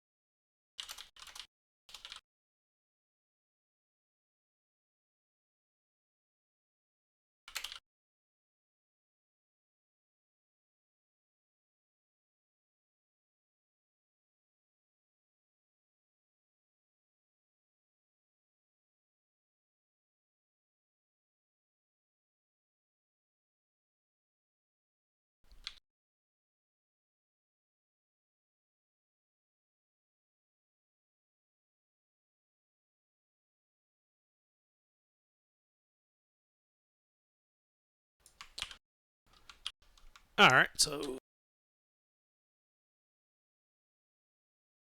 I'm thinking, guys, and I would write this down for everyone to look at before I do it. I think this is the message to send to the Archdruid. It's 25 words currently.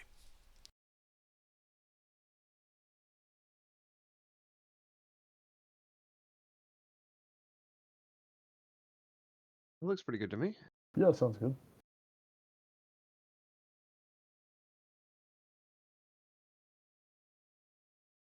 Imagine if sending was character count instead of word count. Oof. Huh. All right, then I sending to Archdruid Basha with that message. Alrighty. And we'll deal with the results after I take a second to hit the restroom. I'll be right back. Detail, you need rescue from Castiel. Stop. Respond with agreement. Stop.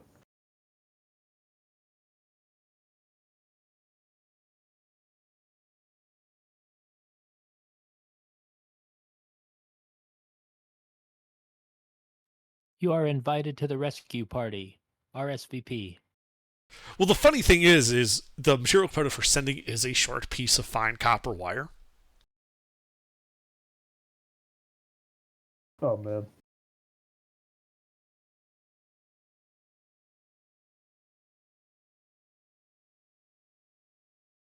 Literal magic Morse code. Uh-huh. It's magic Well, all telegraph. the spells are like. Yep.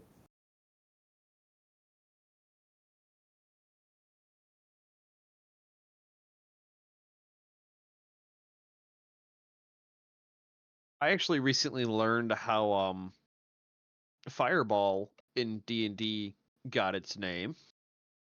You mean its material components?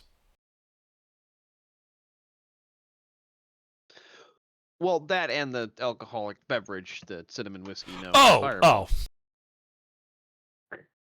That story I recently learned, and I was like, oh, that's actually interesting. From the candy, isn't it? No, the alcohol. Do, do, do, do, do, do. I'm all. I meant that the whiskey was named after the candy. Is that so? I always No. thought so. The whiskey is named after the spell. Huh. Yep. I did Didn't know not that. know that. I was like, that's actually cool. They were trying to make a new alcohol, and they wanted to make it based off of this new game. I do like And they that wanted to alcohol name it story. after something from the game. So, Whiskey.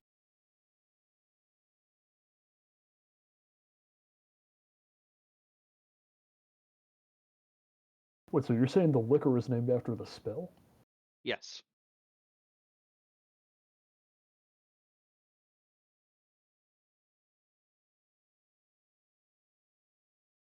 Pretty sure that's what I was watching, unless I was fever dreaming. It was last weekend. You might have. I'm not seeing anything about D&D on the wiki, or on the Wikipedia. What whiskey is it? Fireball. Fireball. Come on, Fireball. Its foundation is Canadian whiskey, and the taste otherwise resembles the candy with a similar name. Doesn't say if it was named after it, and I don't think it is.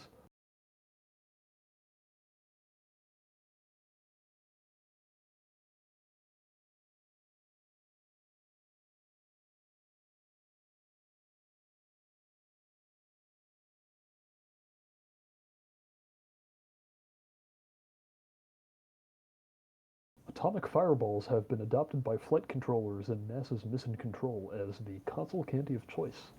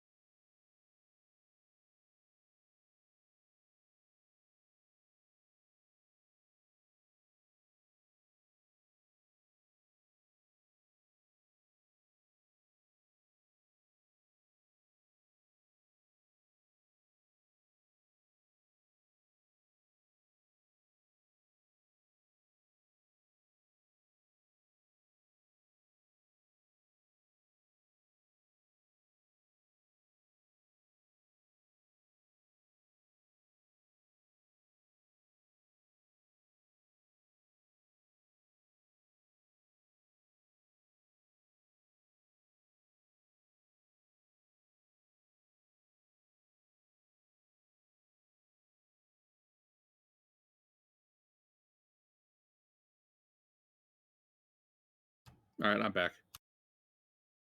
Welcome back.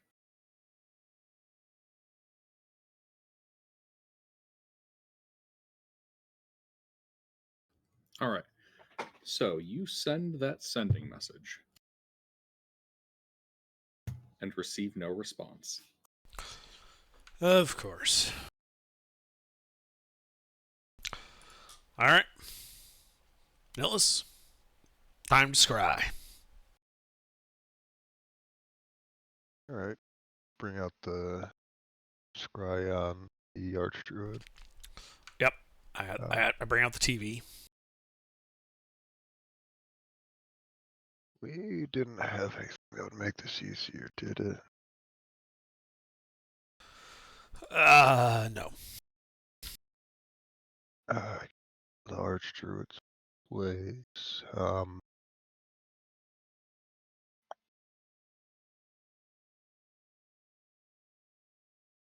Body part, lock of hair, possession or garment, likeness or picture.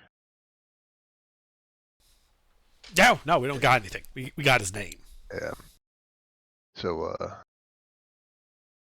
let's hope he's willing then. Let's hope so. Can druids do illusion magic? Druids do no scrying.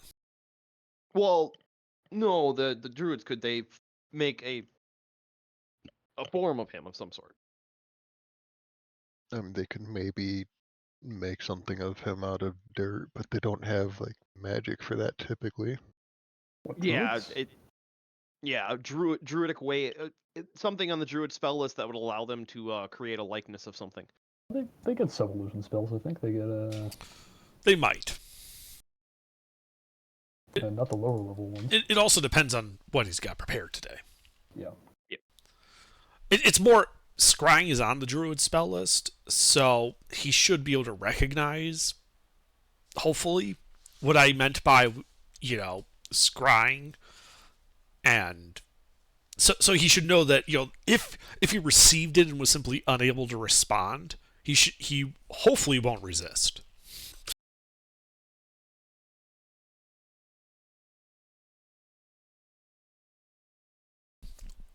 But I would say no. So yeah, you should give it a shot.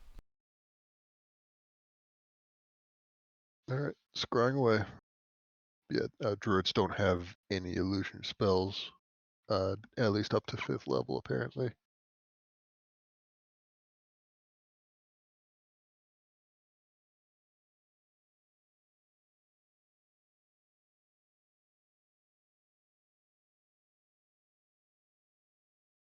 Give me a second to read the spell.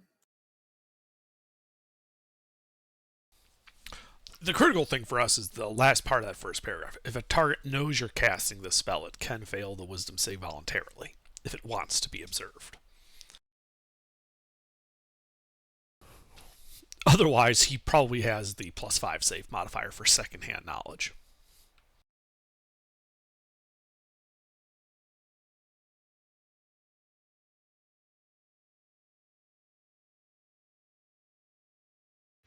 Alrighty.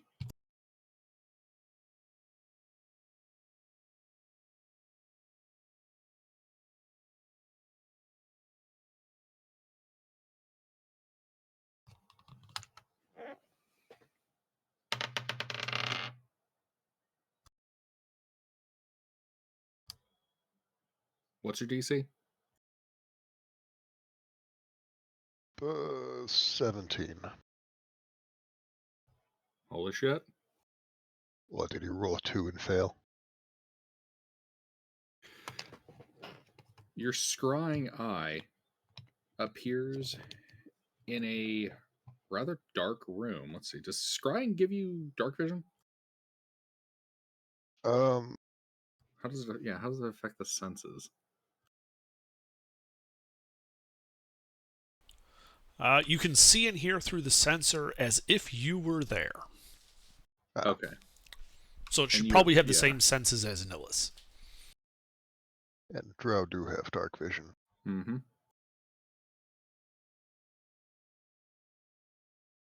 Indeed. Your scrying eye appears in an unlit chamber. You can see the archdruid lying on the ground, unmoving, save for the slight movement of his chest indicating, breathing.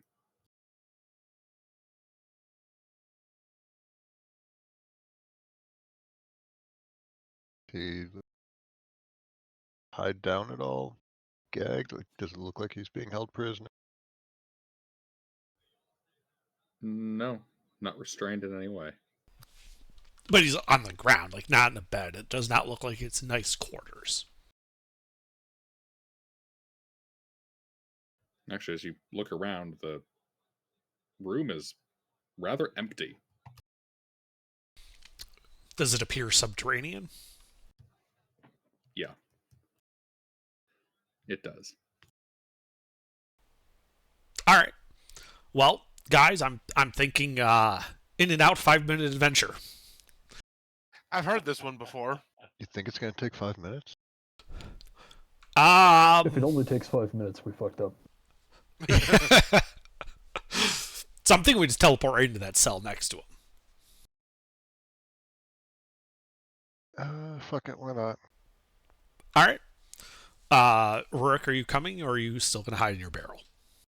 Oh yeah, I'll roll out of the Oh. barrel. Okay. I mean, as far as we can tell, Castiel's not here, so Poot. I just teleport everybody.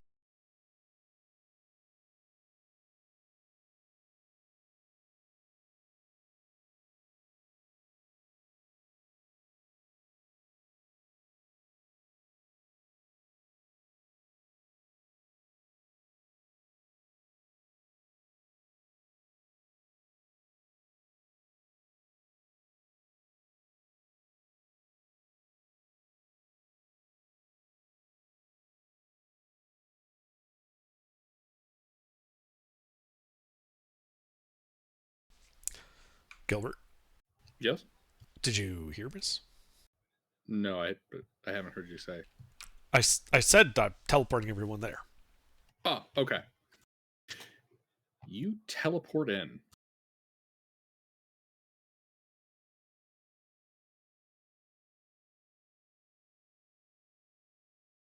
Appearing inside of this empty room. Archdruid lying on the floor.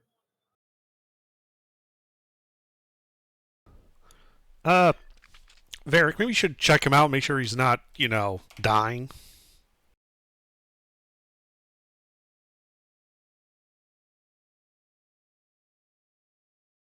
I can poke Mister, a stick.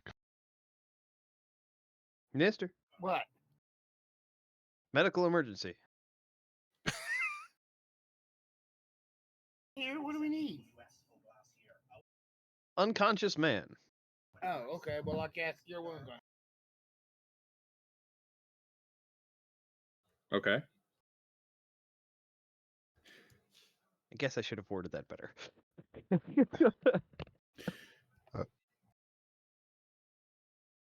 Cure wounds. So who am I healing? You said somebody was injured.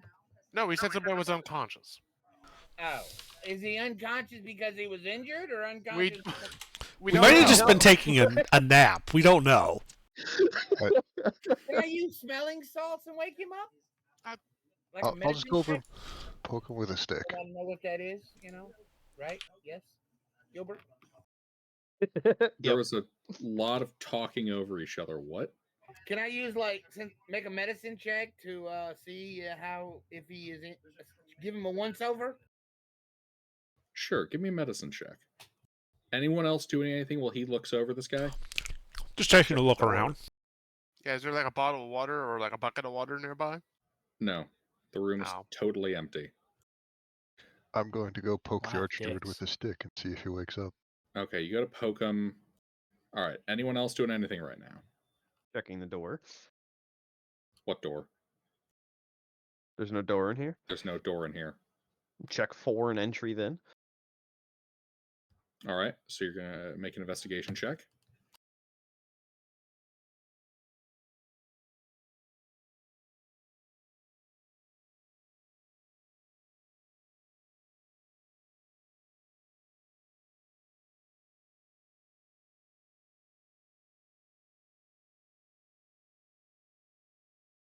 Alright.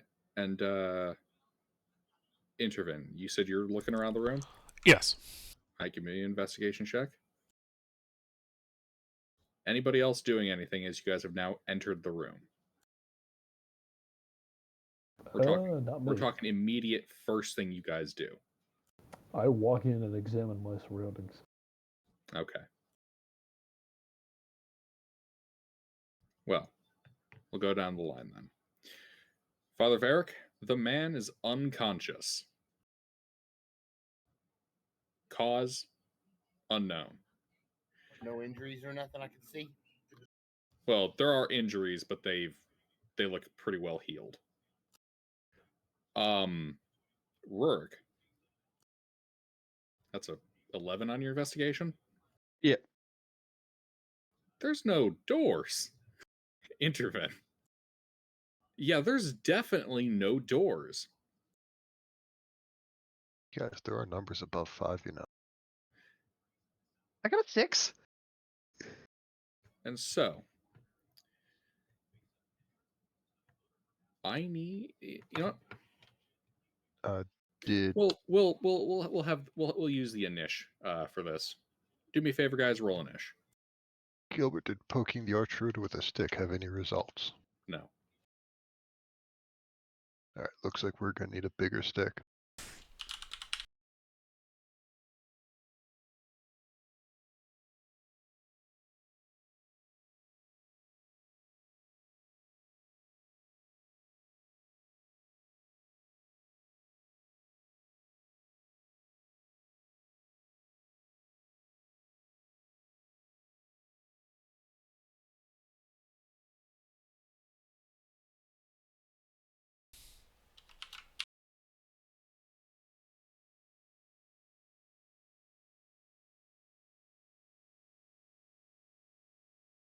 Alrighty.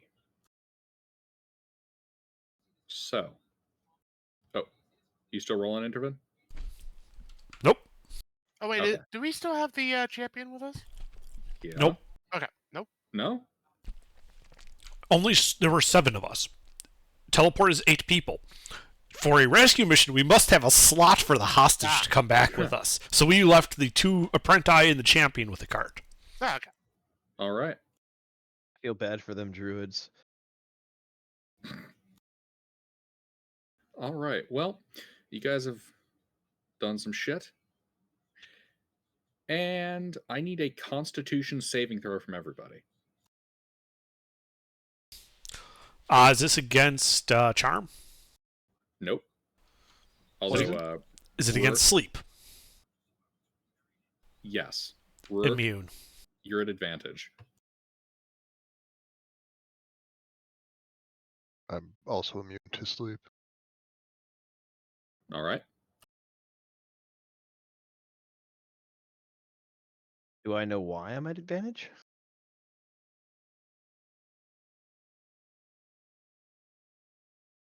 I'm gonna reroll that. That's better. All right. Faye, you doing anything? I'm just lucky like that. All right. So,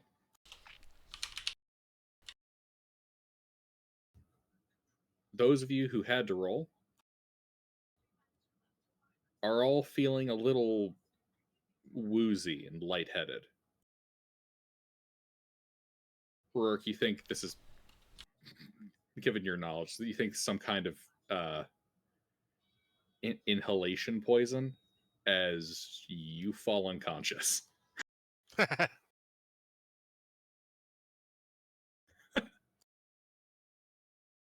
I know this. Hey guys, I think there's a poison there. I fucking love that. The guy who has advantage fucking falls asleep.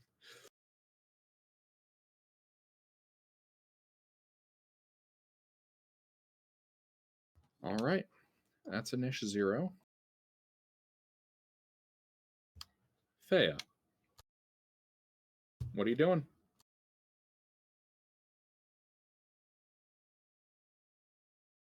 Can I make a survival check to determine threats to my survival? Did I pass? What was the DC of the check, Gilbert? You're all good. Can you be a little more specific than that, Thea? He wants to make a survival check to see why the air is spicy. Sure. Thea, give me a survival check.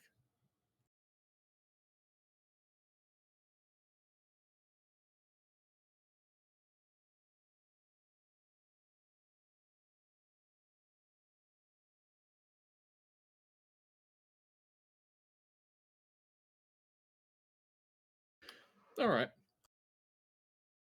Yeah, you're fairly certain that there's some kind of gas or spore in the air that's having an effect that's rendering you guys unconscious. Can I Get- hold my breath and see if that helps? Sure. Or would I know that it's too late already?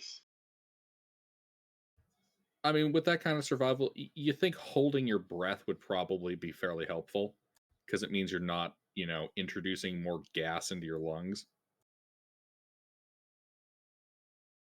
Well, I let everybody know what I figured out, and then I proceed to hold my breath.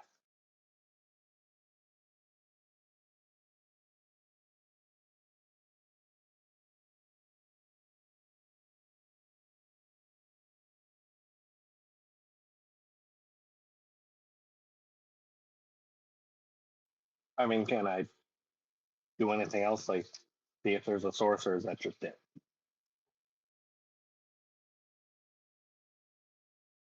With the survival, that's it.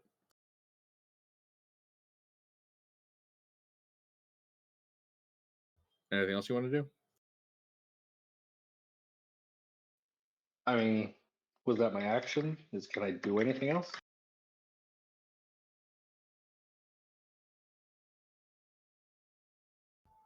I would say no, that's not your action.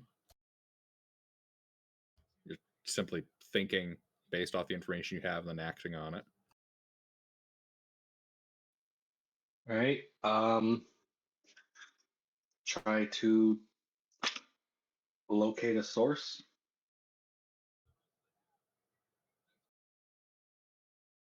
All right. The rather featureless room plainly has no source. You can see that on a visual scan. Well, okay then. I guess I'm just waiting for Intervin to teleport us out.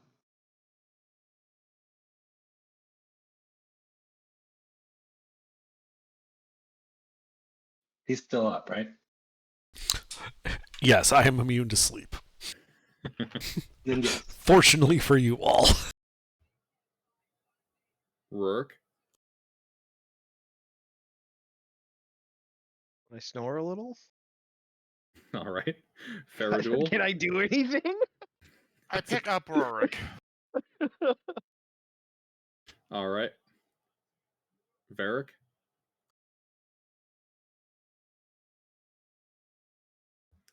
Varric? Varric? Oh, that's me. Yeah. All right. Varric huffs the gas extra hard and dodges. I was confused on which character I was playing. Give me a second. Varric is going to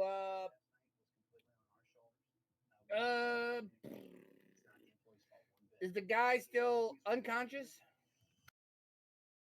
Yes. So what exactly are we fighting? I don't know. You know what? Fuck it. It doesn't The matter. air. Huh? You're fighting the air. It doesn't matter. I'm gonna bless. Fuck it. I don't care what we're doing. I'm blessing. How many people are in the party? 1, 2, 3, 4. I don't need all of them. Thea, Faradul, and who else is another frontliner? Pork chop. Yeah, Pork chop? sort of. Okay. I and mean, pork chop. in this case, I don't know, like if Intervin needs to do a check for teleporting, but if he does, he might be a good candidate. Well, I've got the piece of the cart, so it Yeah, should but just be a bless guaranteed doesn't help. teleport. Bless only helps for saving throws or attack rolls and saving throws. Yeah, that's what I was saying. Pork no, chop, ability roll. because Intervin and Nelice are immune to the effect, so they don't Yeah, I'm gonna need to give it make to Pork the save. Chop, Faradul, and Thea, so they'll have an extra D4 on all their ability checks saving throws. or saving throws. Sorry. I'd actually recommend upcasting and throw it on yourself too, All right, yeah, I can do that. I'll cast. because it. then yeah, it gives you a buff on the next check. You're immune to it, right? No, I'm asleep. Introvin. Oh, what about Introvin? He's immune. I'm immune. I'm an elf. All right, that's right. All right. So I'm gonna cast this at a 1 level higher, and I'm gonna bless everybody that's still conscious. And can I like kick Rurik and wake him up, or is it like magic sleep?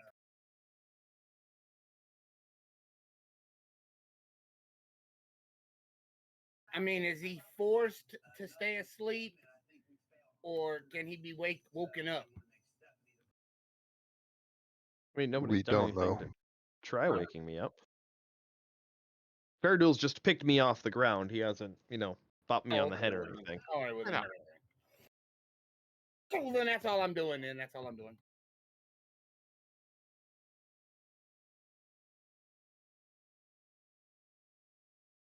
Alrighty. Intervene. I teleport us out of there back to the cart, along with our hostage.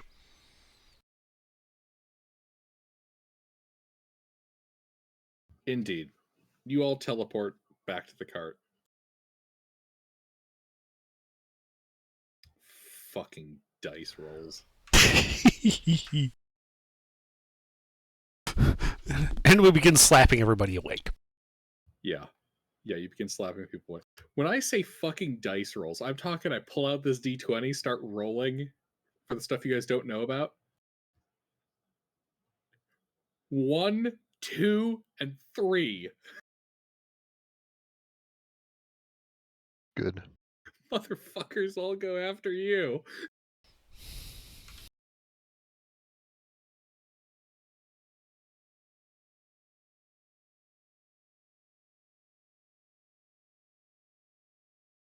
Indeed. You teleport back with your druid. And the other druid. Yes. And begin slapping people awake. The arch druid does begin to stir with that. Oh, good. We don't need to get the even bigger stick. Ugh. Oh, God, where the hell am I? You're in our cart. Our cart. I've never heard of this place. Center of town. About 200 feet that way. Okay. What the hell's going on? We are here chasing a fugitive who came to your town by the name of Castiel.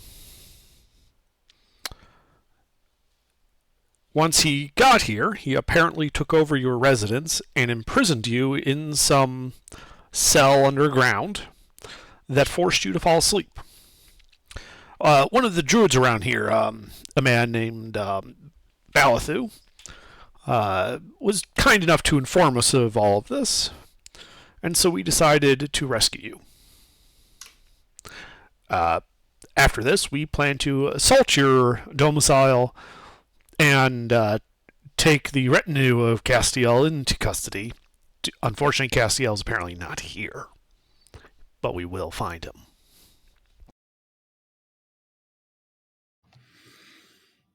Oh, God. Okay, so you haven't dealt with them yet? That's not good. We've, generally speaking, a hostage takes priority over the hostage takers. This way, they cannot kill you as leverage to force us to stop the assault. Rourke? A window on the 3rd story of the building opens. Hmm? And a mote of light comes streaking out. Second cover. Should we... Roll an ish. Oh, they noticed. Their poor cart. Now, Gilbert, when you say streak of light, is this suspiciously fire-colored light? Yes.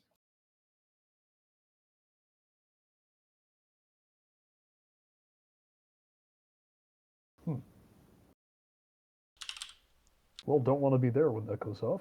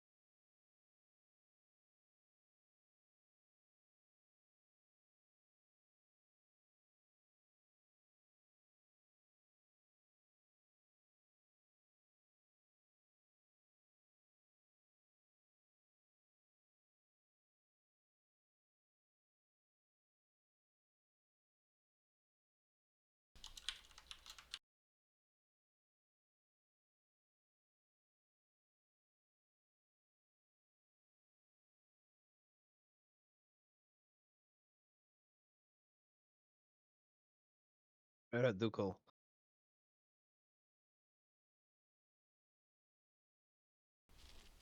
What, did I do something wrong? You get an extra K in Faradul's name. He's Ducal. Eh,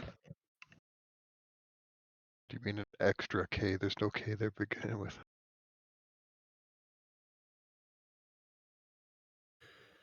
All right. Let's see. Some stuff. The fireball. All right. Dexterity save from everybody. Would we count as being in cover? Does cover protect you from fireball? It does add bonuses to dex saves. Your flammable cover? 3/4 cover is +5 to AC and dex saving throws. Even against a blast that goes around corners? That's your call. I wouldn't allow it. What? The cover bonus? Because it explicitly goes around corners. Yes. Correct. I wouldn't do that. But I'm just letting you know, it's there, and I'm going to argue that it is there in the rules that we get a +5 to our dex bonus. but he will also say that he wouldn't allow it. So, that's Fucking- perfectly. Fucking Underdark. Can we do this thing? I'd never allow it, but can we do it? No. I mean, you got to advocate for yourself. Yeah. That's true. A well-made argument. No. Are we still blessed? All right. Could be. You never stopped it. Yeah. I'll say that everybody except for myself, Neelice, and Intervin are blessed.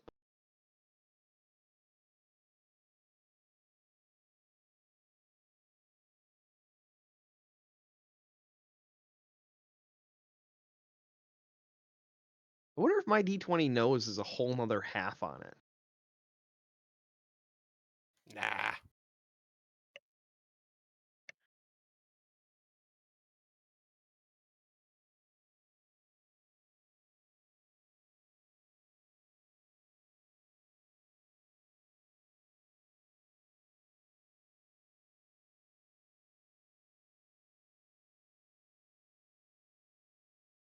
No, what about the Archdruid?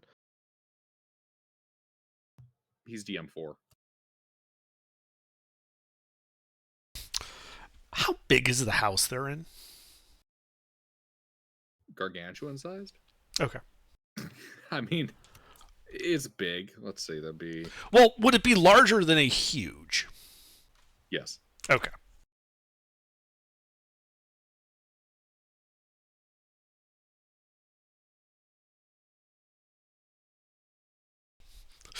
Because I think that would have been funny if it was only huge. Okay, let's see. Faradul, Nihilus, Intervin, Fea. Well, there would have been consequences to that. Where's Varric? In his own little world. And the Apprenti? I They're rolled there. them. 6 and 15.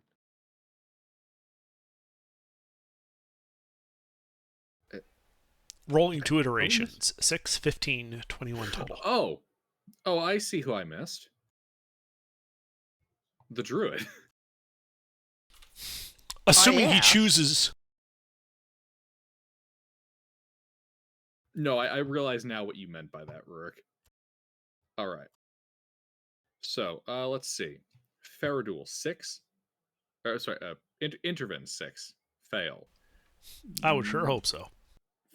Faradul So we 20 pass. we all rolling deck saves. Yes. Yeah. Nihilus 14 fail. Don't forget you're blessed. Intervin fail on the 6 and 15. Varric Fea is- fail. What the fuck? Did you fail a deck save, Ruffles? Uh-huh. I can't have Saturday happen every time I need to make deck saves. I used up all of his luck and then killed him anyway. Like 8 different deck saves, and I only failed 2 of them. Yeah, fucking Saturday break dances and dodges every flamethrower. This fucking Still dies. That's what I'm saying. My dice. I wonder if it knows there's a whole nother half Alright. above 10. All right. Rourke fail. Champion fail. Archdruid fail. Pork I still only chop take half damage. pass. I hope a 21 passes. I like that Porkchop, the fighter who dumped Dex all the way down to 6, and is wearing heavy armor, still passes. You would think heavy armor would have like a negative effect on dex saves. And then, No. Mister, are you here? Yeah, I'm here. Dex save. Get your dance moves on. There's a fireball inbound. And don't forget you're still blessed because you haven't dropped con on it. Yep. Yet.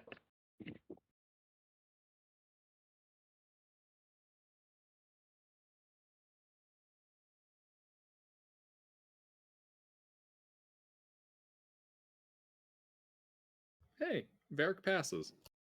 All right, here you guys go. As this thunderous, cracking fireball explodes upon you guys. 42 points of fire and thunder damage. The Ow. 8d6 is fire, the 4d6 is thunder. Best I can do is half.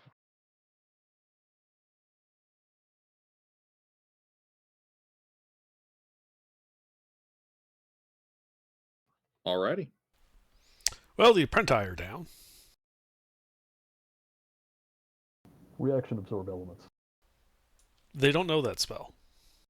Ah, no, that's for me. Are they dead down or just down? They're just unconscious. Alright. How many death saves do they get? Sidekicks typically, by the rules, are given 3. Okay, good to know.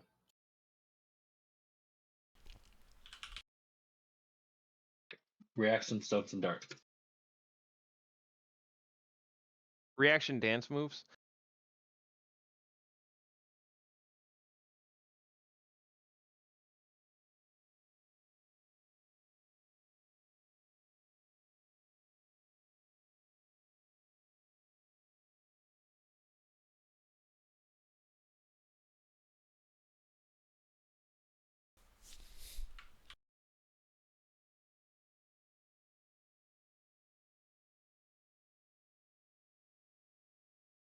Alrighty. So, what is Faya doing? I haven't heard you say anything. Stone's endurance. Okay.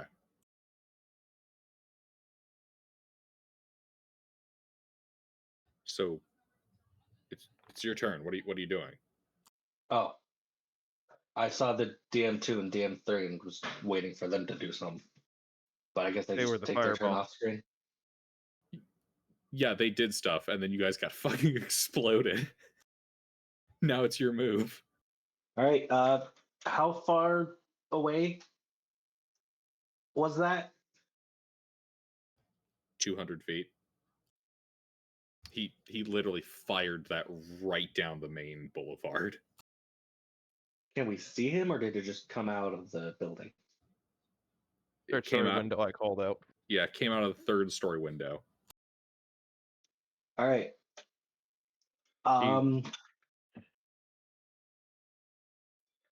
Do you I want to be want- faster? Can you make me faster right now? If you wait for me to go, I can haste you. Well, I'm going to go to the front of the cart, grab hold of it, and then pull it closer. So I'm bringing the whole party closer. All right. So this will work same way as. I'm doing giant. What's your push drag lift? Well, I'm doing Giant's Might before that. So with that, it's doubled it. So 2,400.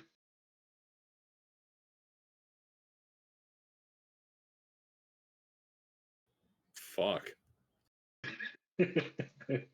How much shit's in that cart? Who would have been on the cart? We were all Pretty in the much cart. We just everybody. teleported in. Oh yeah, good point. Yeah, you guys just teleported onto the cart. Yeah, fair enough.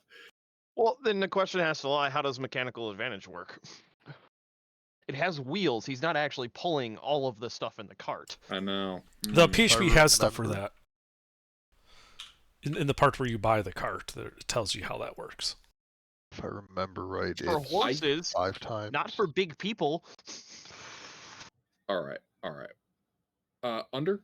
I don't have access to that book at the moment because the move. Do you know what that part says? I'm checking.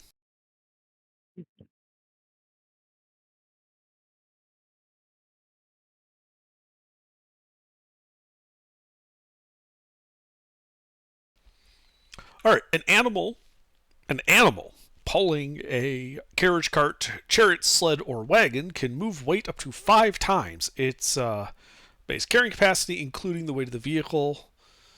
So basically, his push, drag, lift, because he's just pulling it, should be 5x that for total he could pull. If I Okay. understand that correctly. Horses help? All right. The horse just got Better. obliterated. Yeah, that's true. All righty then. Okay. So what's your movement speed then, Fea? 30. All right. And then I dash. All right.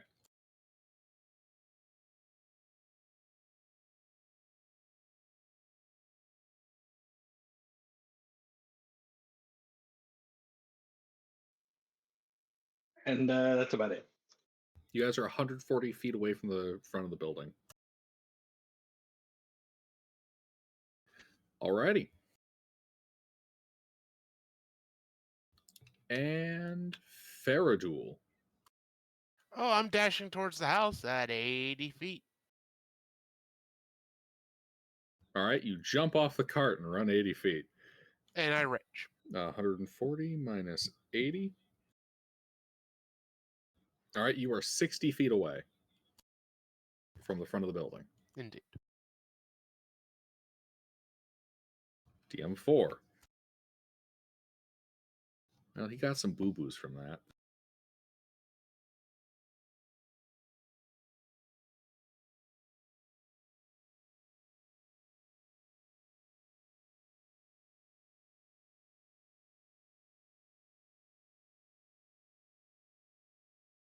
He doesn't have anything he can really do from here. Isha. I mean, he could grab one of the conveniently placed potions of healing on the cart. 140 feet. She's got to make a death save.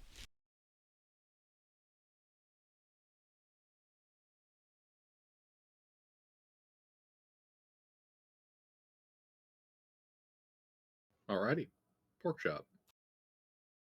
Can I see where the fireball came from? Yes, third story window. Okay. How far has everyone made it in that direction? Currently, you and the entire party are in a cart being pulled by a giant Fea towards the structure. You guys are 100 at, hold on, 200 minus 60, 140 feet away, and Faradul is 60 feet away from the building. Ah, so he got out and ran up. Can I tell how fast we're going right now?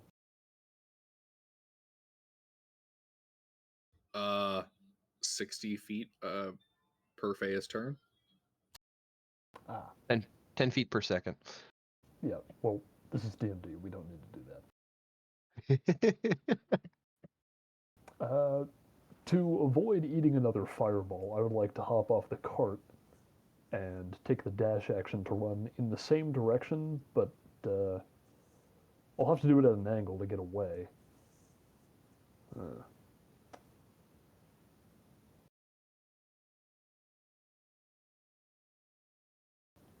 Would it be possible for me to react to the to the fireball projectile shooting out, or is that too fast?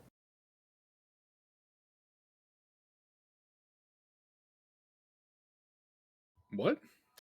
Well, I'm saying if I wanted to like ready an action to get off the cart, could I do that?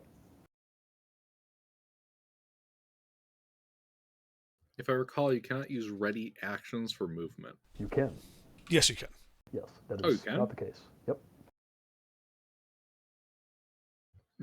Okay, good to know. I believe that may have been added in later editions of the PHB, but I know it's the case now. It is. It was always the case. I just misread it the very first time. Oh, that's yeah. Okay.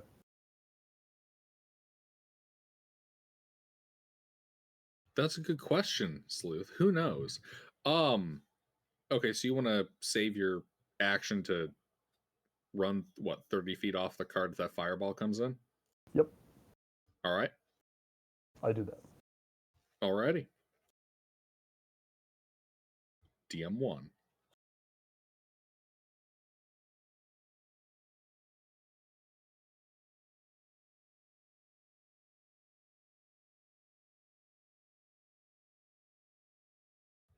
This guy.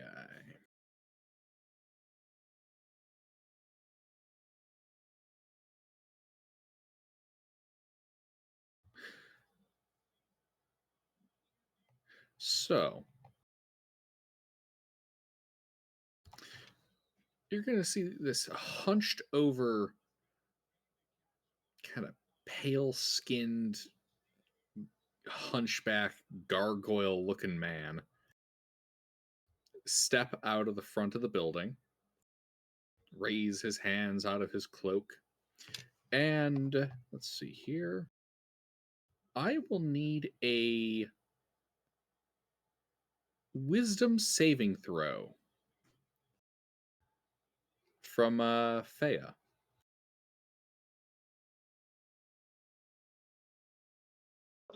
Sorry, what? Oh, wait a second. No, you guys are 140 feet. He can't use that. Oh, Indeed.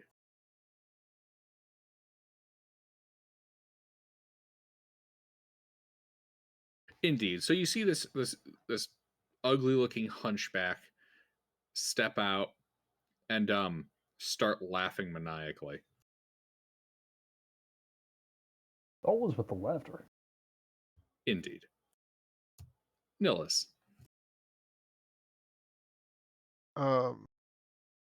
We've got healing potion for the apprentice, right? Yeah. All right.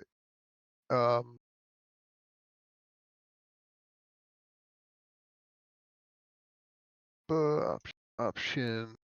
I'm going to wild shape into a giant eagle. And the champion's a melee fighter, right? Yes.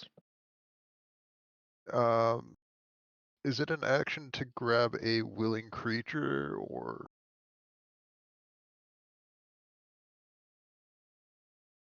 like can I just grab the champion and dash towards the house, or would I have to do an action to grab him and then movement to get to the house? You would technically have to be grappling him. Yes. All right. Then I will grab the champion and fly. Fuck, it's half speed, isn't it? Mm-hmm. All right. Yeah, I'll just fly 40 feet towards the third story window, because that seems to be where the mages are in cover.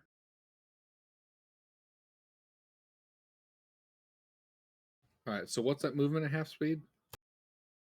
40 feet at half speed. Normal is 80.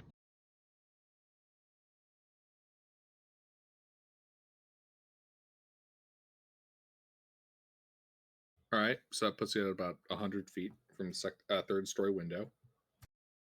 Yeah, and then if I can, I'll try and like shift them around so they can climb on my back and not need me to grapple them, but that is entirely up to your discretion, Gilbert. And then that's my turn. Alrighty. Rurik.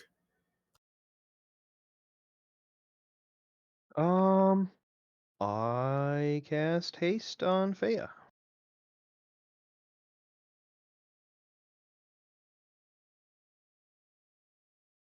Sorry, haste on who?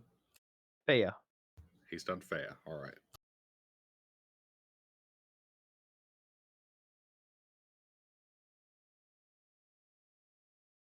And then hide in my barrel. All right, guys. I think I'm gonna have to go to bed. Looks like they closed the schools down here, but unfortunately, I probably still have to go to work. Hmm. I guess I'll find out in the morning. All right. Y'all have a good night. good Good luck. luck Have a good with your night. fight. Have a good night, AGR. Yep. Good night, AGR.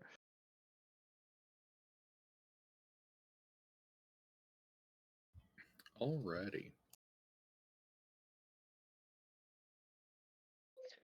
Yeah, so then I'll just go over to my barrel with the bottom cut off and use my item interaction to stand the barrel up with me inside of it.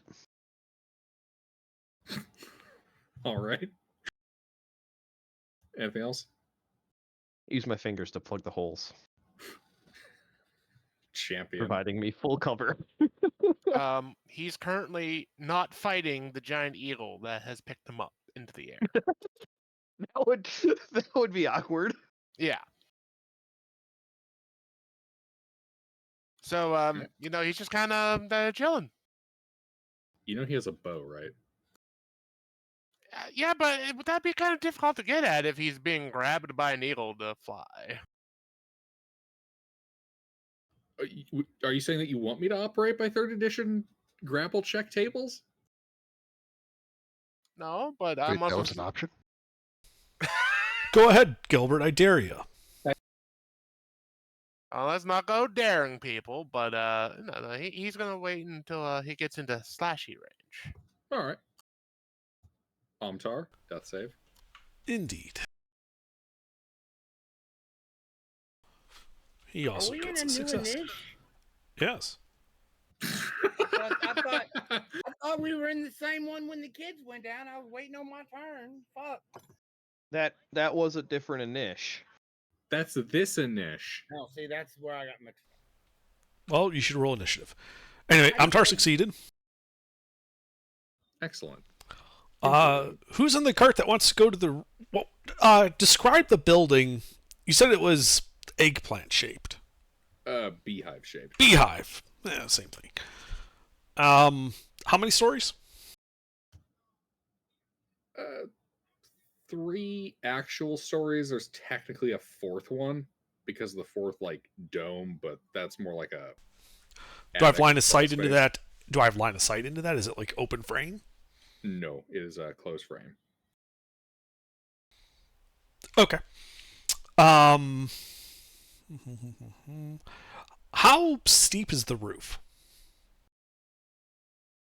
Steep.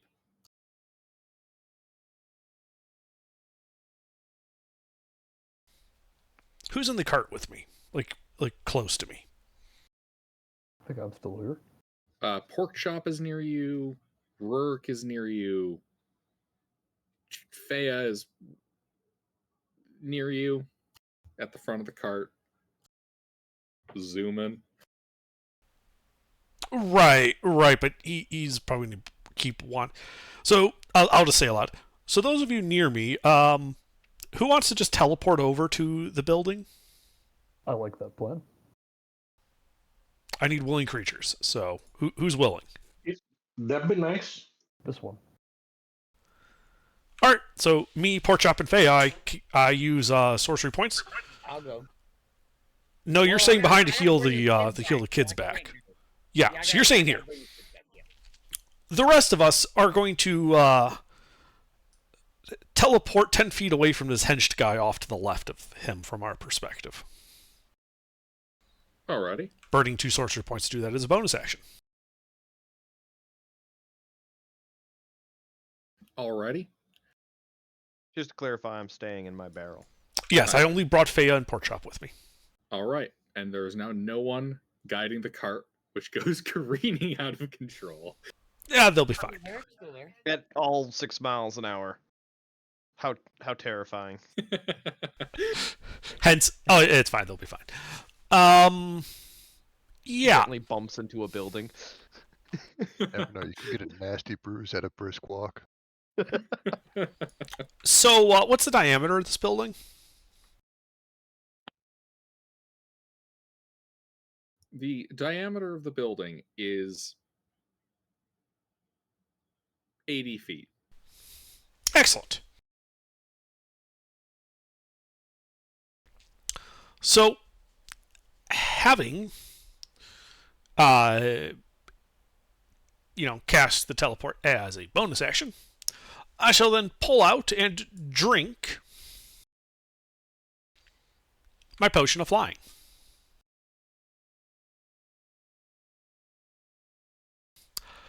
I shall then use my now 60-foot fly speed to fly up to that fourth attic space and on the other side of the building. It's kind of like the spiral approach up the side of the building, avoiding all windows. All right.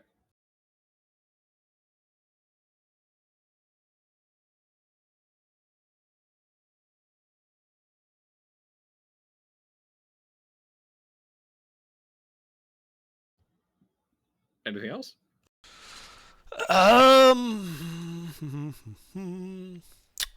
I pull some ball bearings out.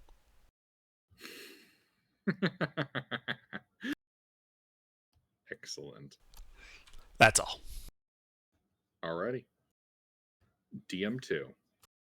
Oh, when you say teleported next to the hunchback, are we talking 10-foot gap?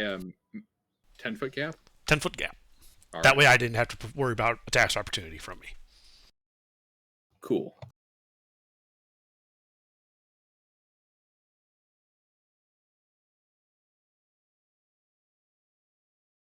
Alrighty then.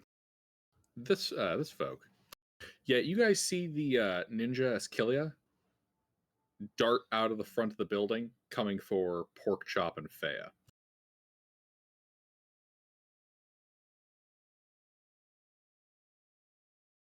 Let's see here.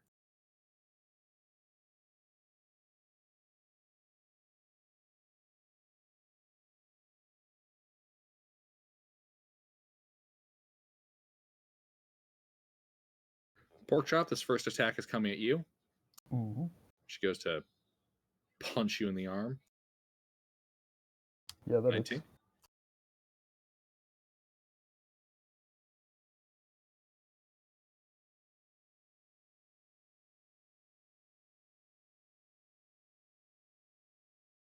.13 bludgeoning, and I need a Constitution saving throw from you. Mm.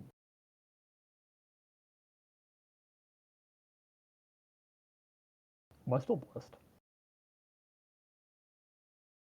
Presumably. All right, I'll take a presumably. Oh well. Indeed, you are stunned. Damn, these really are ninjas. Indeed. Let's see. So stun providing advantage. Well, yeah, she's going to target you with the rest of the strikes. Naturally. 2 hits. Did you actually roll advantage? No, I didn't.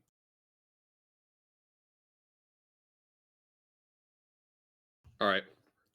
So I guess we'll go first to third. All right. So the first one of this batch is the second roll for that third, and then the next two. Thank you for reminding me. Sure. So That's now 3 hits. 3 hits. All right. No crits though.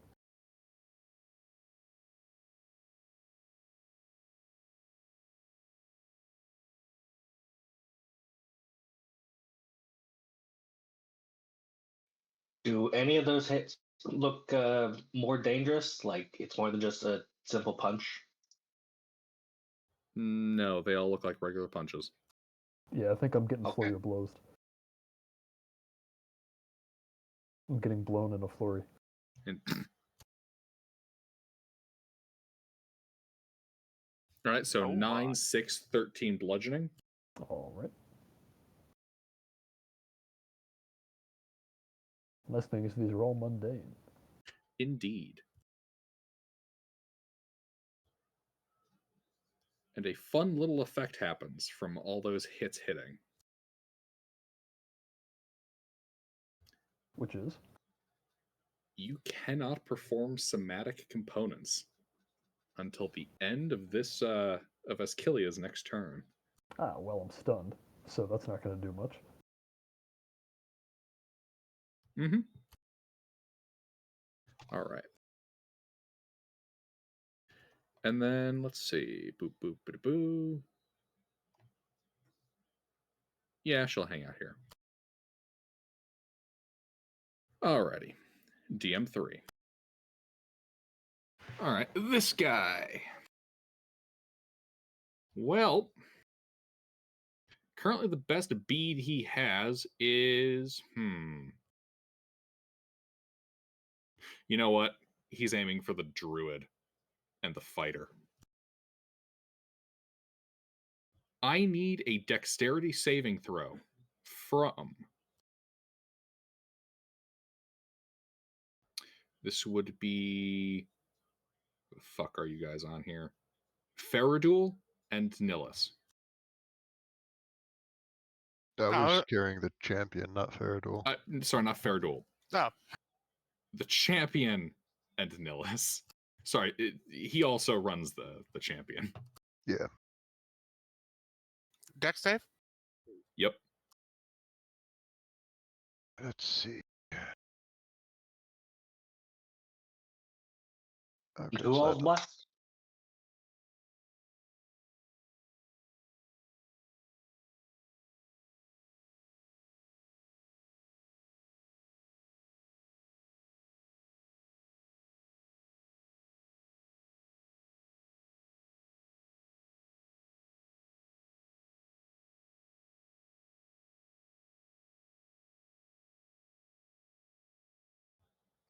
So a 13 and 8, that's what you guys are going with? Well, that's the only numbers I got. I also don't have anything to throw at that. Yeah, I don't know. All right. Well, he's going to overchannel.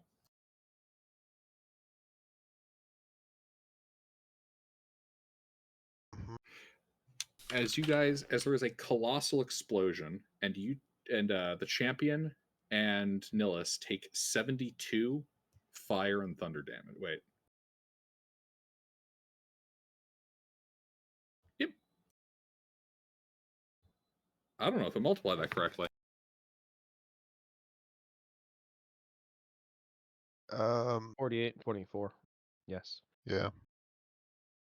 Okay, good.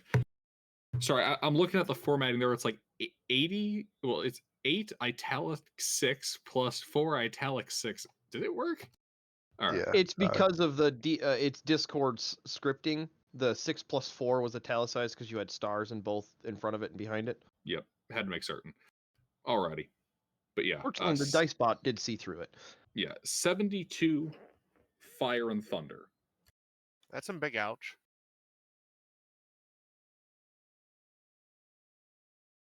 The eagle's gone, and I'm bloodied.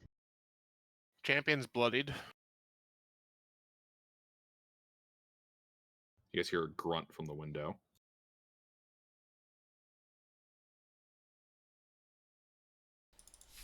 All right. You said, is the eagle gone? The eagle's gone. All right. So you guys drop.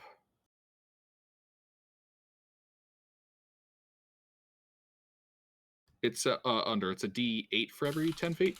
D6. 6. All right. So Nillis and the champion take 9 bludgeoning as they fall and hit the ground. That hurts some more.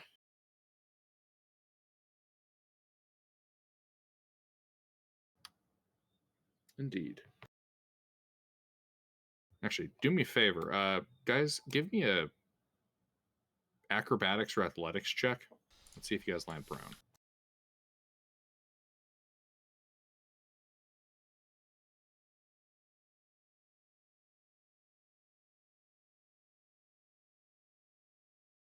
I don't know. I think the cat's got a shot here. Does the champion want to try to not land Yeah, prone? yeah. I had to check to see what stats he had. Oh, okay. Nillis hits the ground prone. The champion is able to tuck and roll and is not prone. Yay.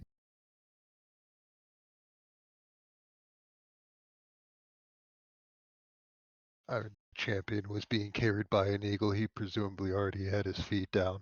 Meanwhile, I was an eagle. I just belly flopped. Oof! Right into the dirt. All right. Fea. Do I see the mean old wizard? No, he's the dude causing explosions is up in a window on the 3rd story. You cannot see him from your position.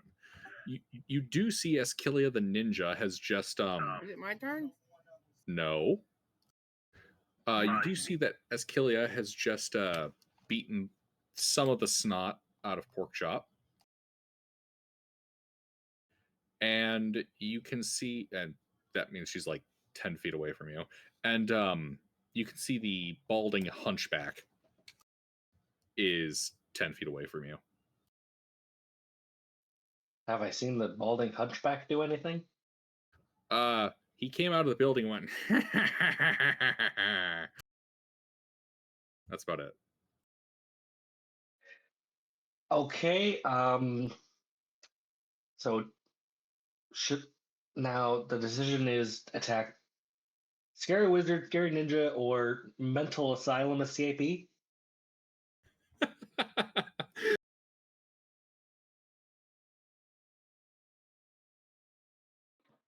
I'm going to rage and start slashing the ninja.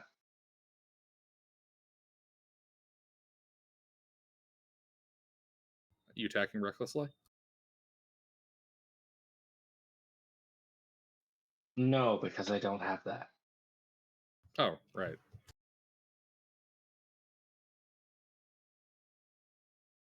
Dodge and dodge.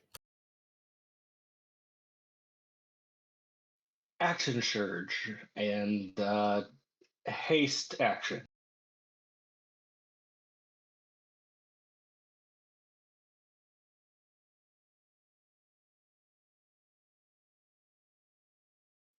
Also, I forgot about the bless.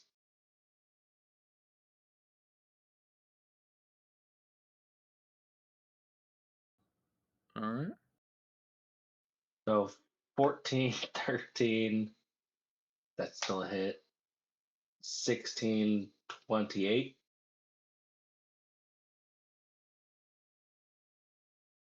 Let's see. The nat 20 hits and the 15, the natural 15 hits.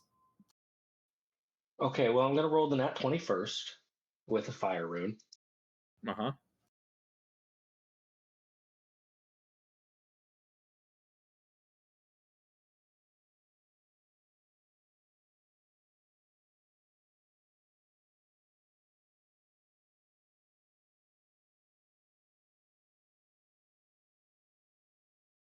Well, got that roll? And a trip attack. Interesting. Can you guess what the ninja's gonna do? Dodge it. Uncanny dodge, yeah. Well, roll your damage. I'm pretty sure that it's the fire rune's a 2d6. But I just can't. There it is. Please hold DM. My character sheet has too many features. It really does. You only have yourself to blame. Yep. Fea, Because this was. Fea, the only marshal who has a turn that takes as long as the wizard. What is Faye again? Oh, An But abomination. wait, I'm not done. But wait, Because there's more. I get to reroll the ones and twos. Oh, you Alright. can do that as part of your roll. Forget how. You I just think- add. Yeah, I think think you have to if like to, like- stuff an R in there. It's like Or something. R1, R2.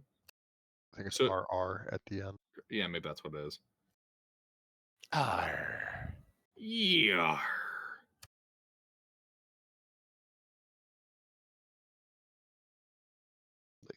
This, right? Yeah. Okay.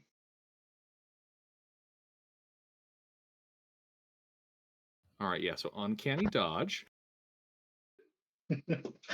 And I need a strength saving throw.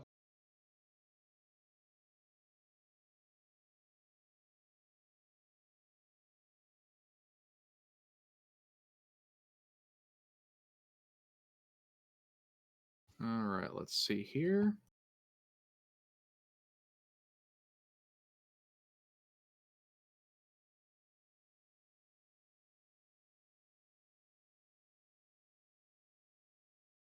Okay, not restraint. I need another strength saving throw.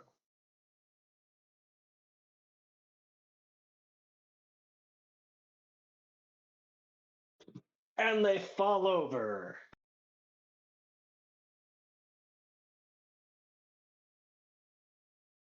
Granting advantage on those other two attacks.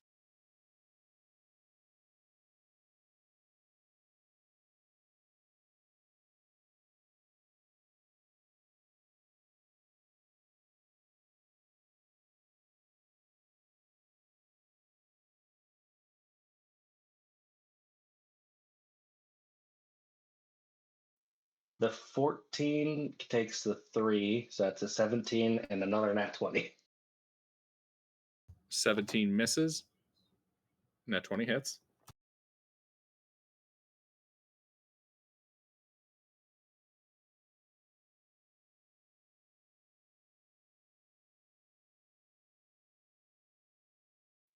I'll reroll the 2s.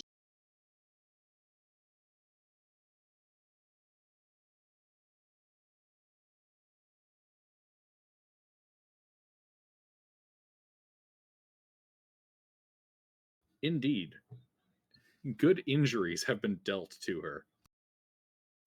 Now,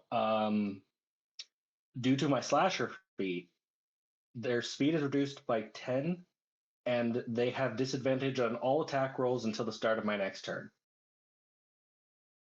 Okay.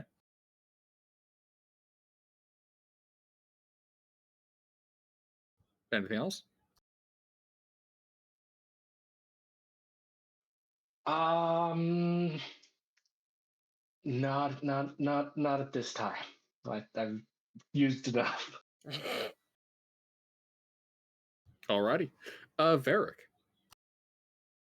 I'm gonna raise the children. Well, that's gonna take a long time. And whoever else is with me, since everybody else, I think, took off and went to the thing. There are 2 people with you. Amtar and Isha. Yeah, I'm gonna bring the children to life and back to life and take the reins and try Okay. to steer the thing back towards where everybody, the rest of the party is. All right. Well, it's slowly decelerating, moving at 6 miles an hour. What spell are you casting on the kids? Just since I have to heal 2 of them, I'm gonna cast a where is it? No, not the mask one. Healing word, so I can heal both of them. Healing word. Yeah, I'll upcast it so I can heal both of them. Yeah. Wait, it lets you target more people? No. No. Oh, okay. Well, maybe I'm wrong. What you mean you wanted bonus action healing word and then action pour a potion down one of their throats? That'll work. Yes, that will work. Yes, yes, yes, yes.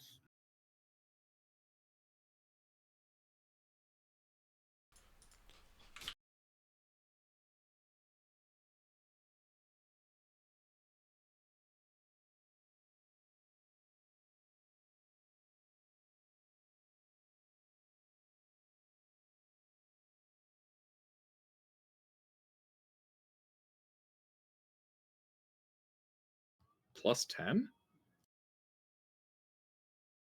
One's a spell and one's a potion. Your healing word is a plus 10? A plus 10? Where are you getting a plus 10? Have a it's what it says. It says. Oh wait. You have Your a spellcasting ability modifier. you have I a misread 30 it. for It wisdom. should be +5, not +10. Okay. I misread it. My fault. Yeah, no I worries. thought the +5 was for every level. And a healing potion is plus 2. Okay, well then correct it. I was wrong. It's fine. I got the right values. All right. Anyway, for doing Great Weapon Master, you can do that.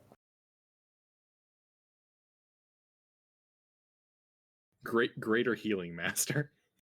It's kind of hard. All right. And yeah, and that's all I'm gonna do. All right, Faradul. All right, so where's this ninja at?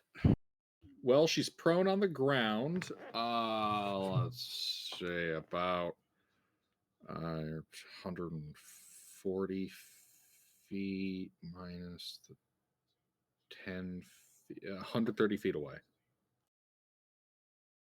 130 feet away, which way? Straight ahead. So what, beyond the building? No. Straight ahead, right in front of the building. They came out the front door.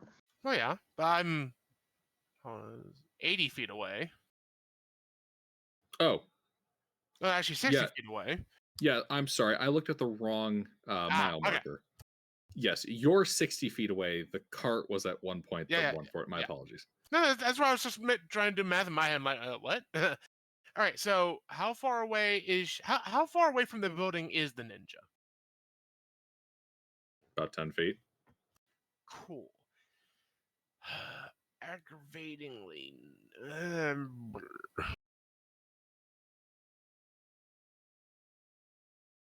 I dash to the door.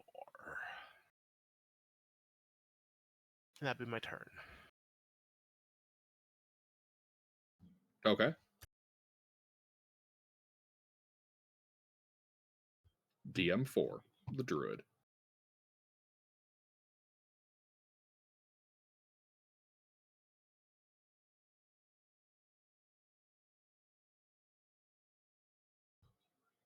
He is going to get up and run over this way a bit.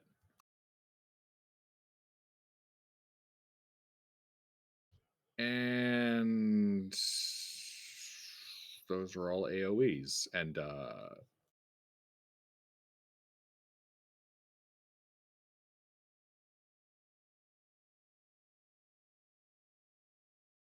yeah, he can't do much, unfortunately. He's a ways back. Isha. So yeah, Isha will stand up. How far is Isha from the enemies?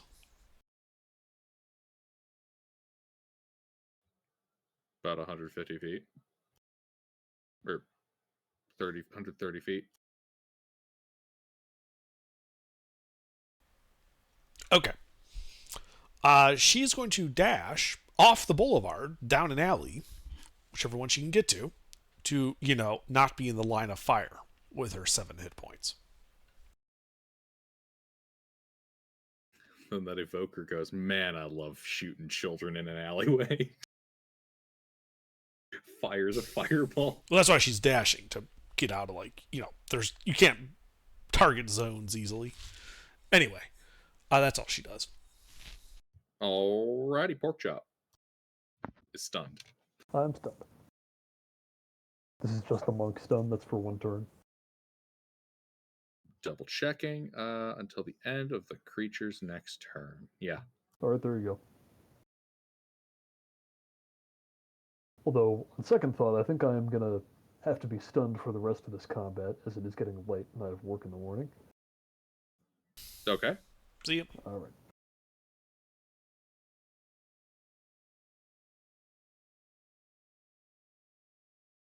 DM1.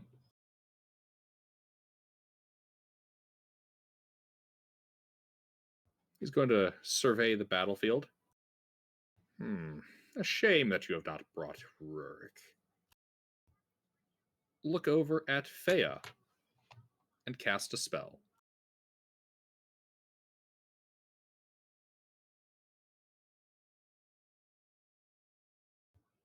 Now let's see here. Dispel magic, 3rd level or lower ends. Haste is a 3rd level spell. Haste ends on Fea. That's rude as heck. Indeed. And you now suffer that fatigue effect.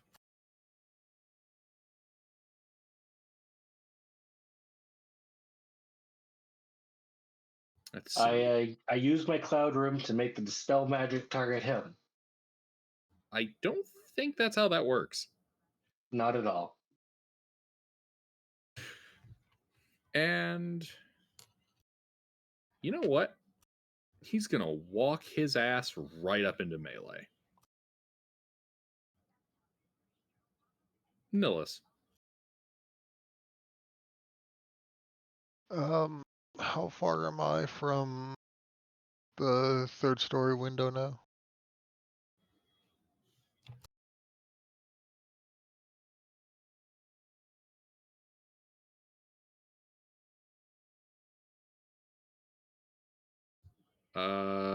Counting for the angular distance, probably like 120 feet. Shit, really? Yeah. Oh, wait, no, fuck. I didn't account for your original takeoff point.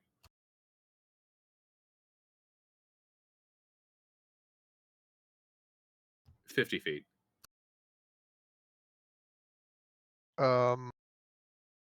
I originally was counting your start from the starting position, not your starting turn on the cart. All right. How visible is the mage from the windowsill?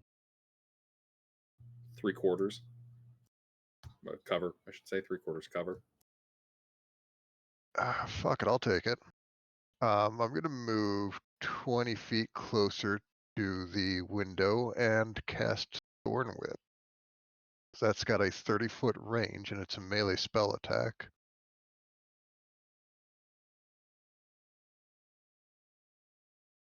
Okay. But I need to find a modifier for that. I love it when the druid casts get over here. Does a 26 hit him? Yes. Wonderful. He takes 3 magical piercing damage and is pulled 10 feet towards me, which presumably means out the window. Falling to the ground and taking 14 bludgeoning. And then I'd like to bonus action wild shape into a bear. Landing on his feet.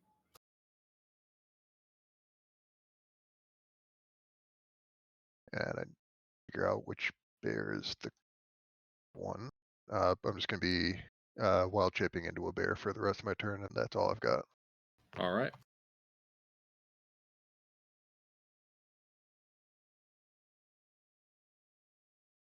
Let's see, that is Nillis. Rurik. Well, 130 feet.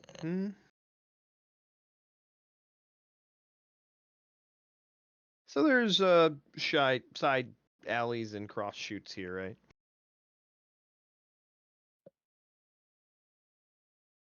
Yes. I'd like to take one. I have 75 feet of movement. Can I get down one and around a building and kind of up the next one, sort of? Basically, I want to get myself right around 80 feet from where the melee is going around.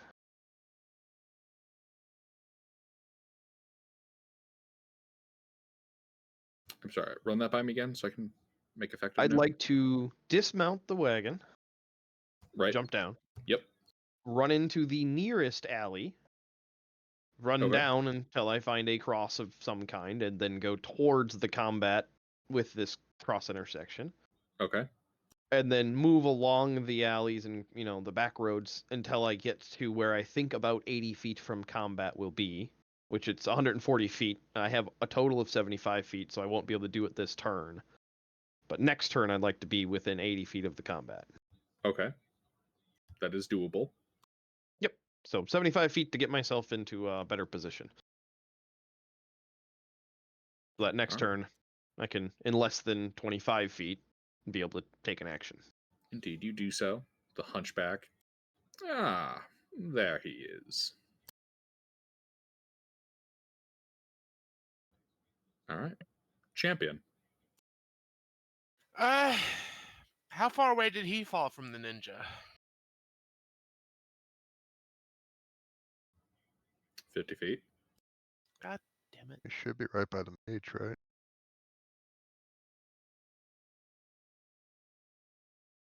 All right, well, he's going to dash up to the ninja. Actually, no, he'll move 30 feet to the closer Actually, to the that ninja. would put the mage 40 feet from you. So yeah, you have technically 3 options of who you want to be charging at, because the ninja, the mage, and the hunchback are all in approximately the same area. We're still going to target the ninja here.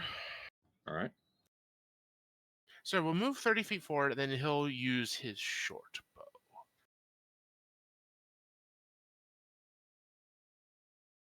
That should be interesting. I'll go gadget, make sure to roll right dice. I wouldn't target the ninja. The ninja's prone. Faya knocked her down. Okay, so who should I target? The hunchback? Well, anybody who's not The prone, mage. because Yeah, yeah. man. Okay, then we'll retarget the mage then. Who is on their feet, yeah. Yeah, big muscular mage, tattooed with runes of evocation.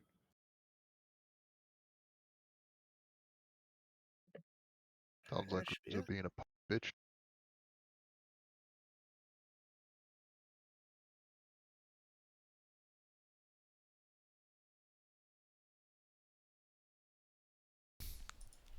2 hits.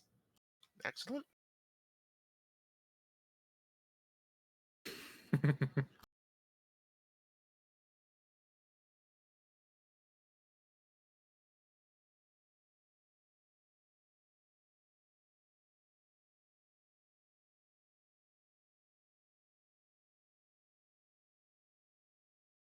Okay, so this is the bow.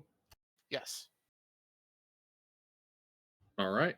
And then he uses a bonus action second wind to heal some health back.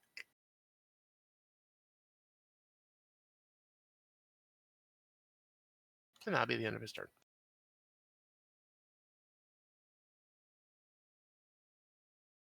Alrighty.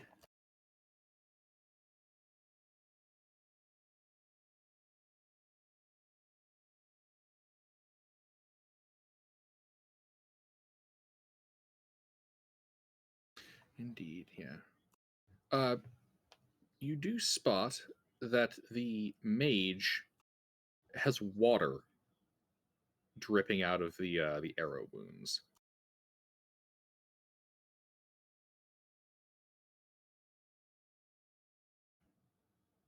Ready. That's the champion. Amtar. How far when Amtar stands up is he from that alley where Isha ran down? Equidistant. He's Yes, basically but I the same need the distance. actual feet. It matters. Oh. 20 feet. Okay. So he's gonna start running there. While running there, does he get within 120 feet of that mage? Yes. He's gonna second level magic missile the mage.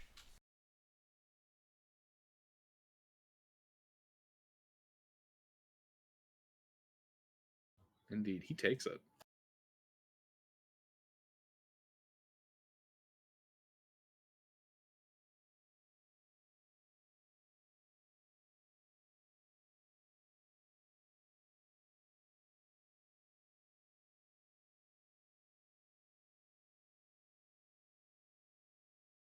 Anything else? Nope, not for him.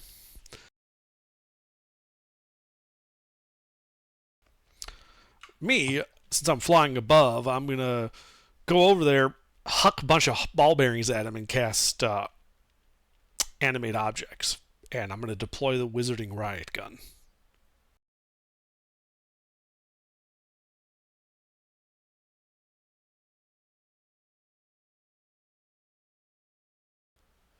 So I believe that's 10 attacks then.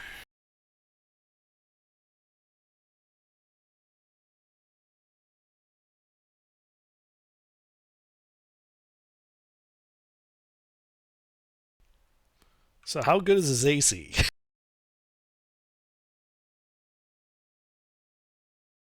8 hits.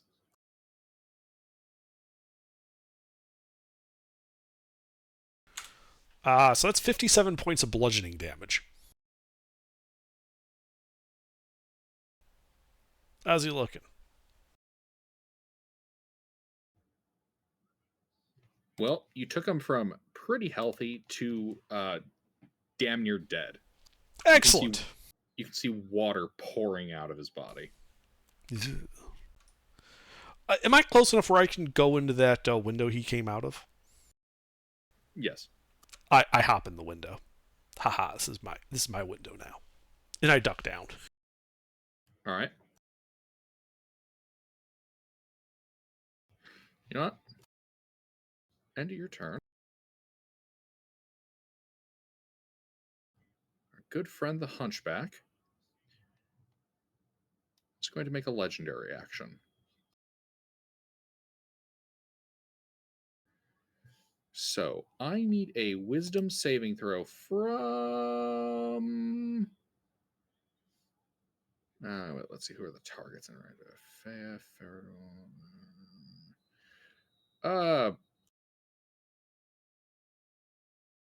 we'll go with a wisdom save from Fea.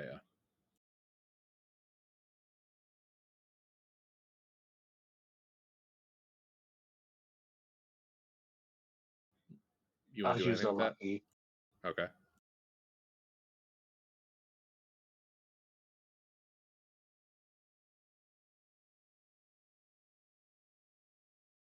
What's not meant to be.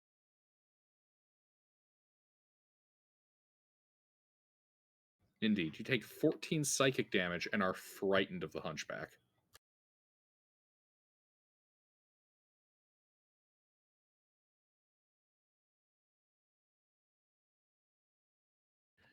Alrighty. That's his legendary action. DM2. Ah, crazy person. DM2. Well, she's going to stand up, wipe the water on her wounds out of the way. And yeah, she's going to go for the fucking combo on Fea.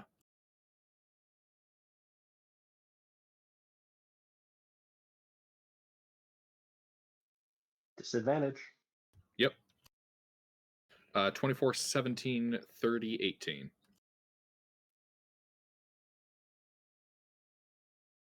Weren't you Seriously? supposed to roll a disadvantage? Yeah, KL1.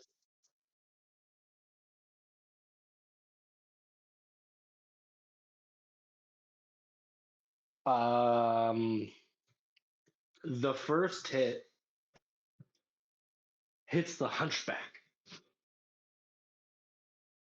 Okay. Anything with the rest of them? No, they all hit me. All right.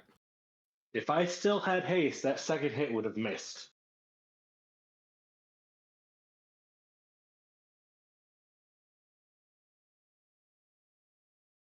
Gilbert, which one's the one that bleeds water? Is that the ninja? Both are bleeding water.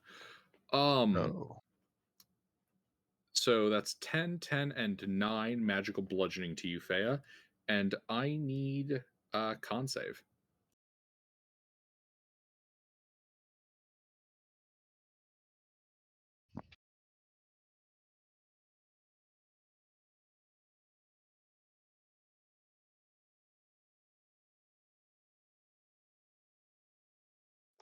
Okay. One more try.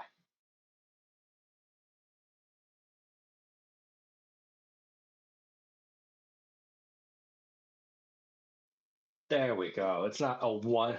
Very nearly stunned. Alrighty. That'll be the ninja. Now the mage. Intervene. What's up?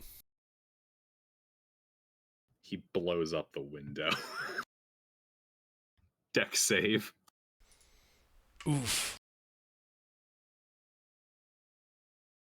All right.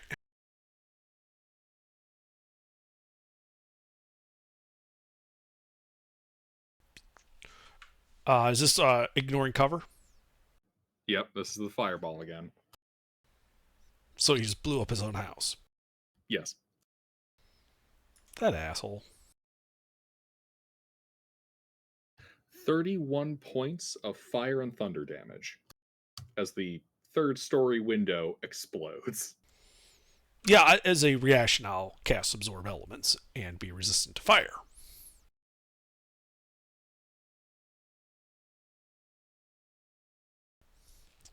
Concentration check. First, I got to figure out how much damage I took. Give me a second. Because I have to have the fire. 9 thunder, so it'd be 22 fire, reduced to 11 for a total of 20. Yep. All right. So the DC is still 10. Yep.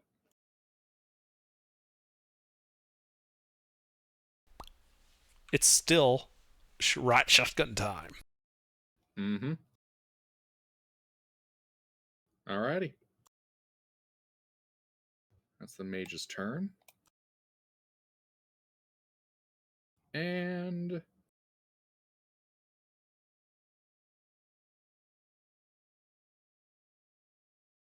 you know,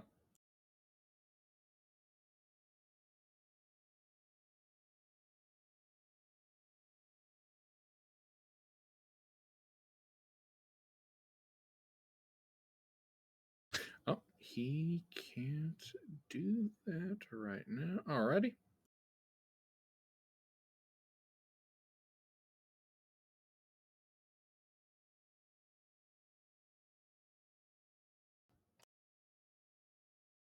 Thea.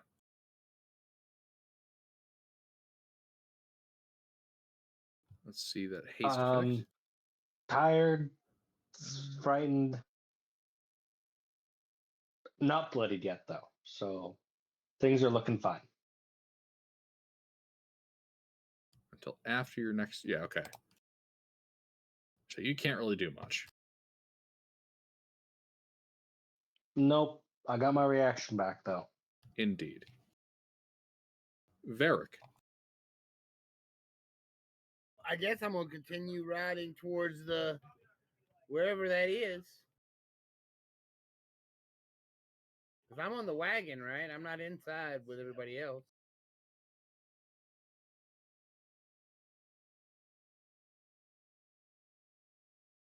I think we've taken the bulk of this fight to like the front doorstep.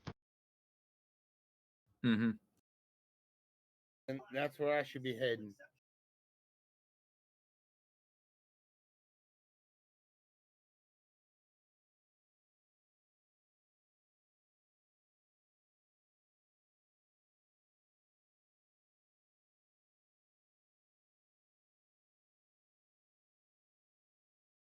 Yeah. Alrighty. I mean, I'm not there. I can't do anything else. Everybody's away. I mean, all the kids are safe, and I'm trying to get to the rest of the party. So yeah, that's all I can do. Alrighty. Faradul. Who is all within 30 feet of the mighty almond farmer? The ninja, the hunchback, the mage. All right.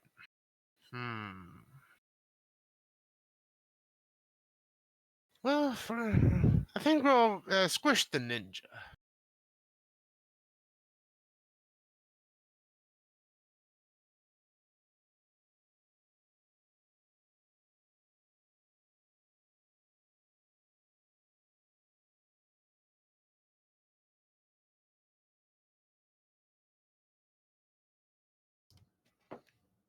2 hits.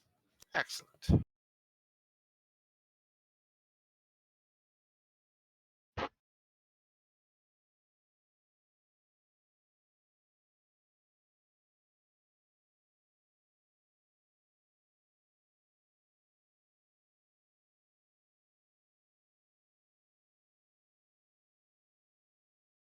Two good hits. Magical hammer damage. Indeed. Can't really do much. That takes her down. Her body turning into a pool of water as you strike through her. Excellent.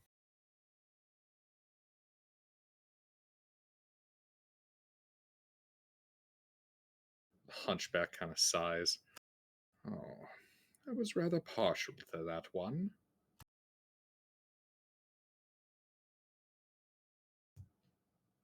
And anything else?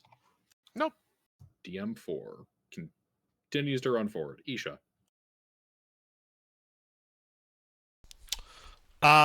Isha moving. Is she able to get line of sight on the fight? No. Well, then she dashes. Alrighty. That's it. Pork shop has got DM1. This guy.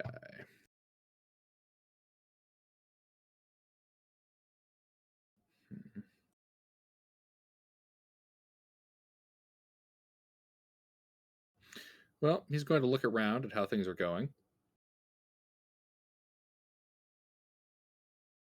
And cast a spell.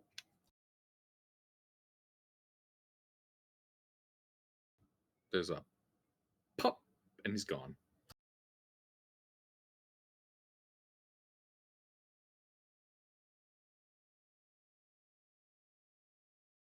Nillis.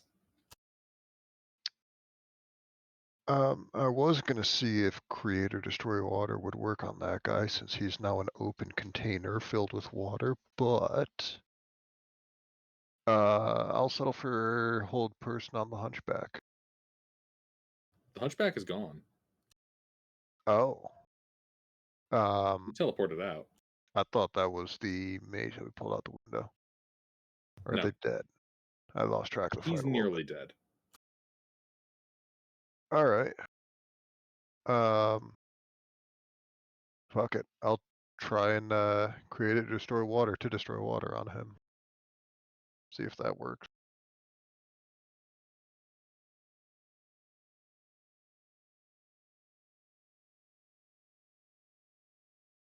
Like, I don't think these are people. People aren't made of water. They might be like elementals or something. I mean, we're 75% water, or 70, whatever.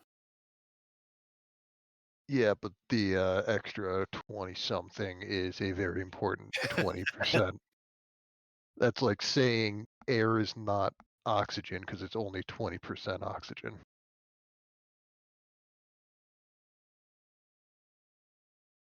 The universe is mostly empty space, therefore the universe is empty and there is no space.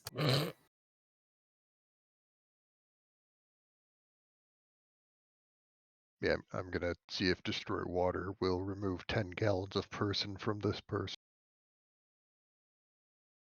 It won't. Alright. Well, that's it for me. I don't have much else I can do now.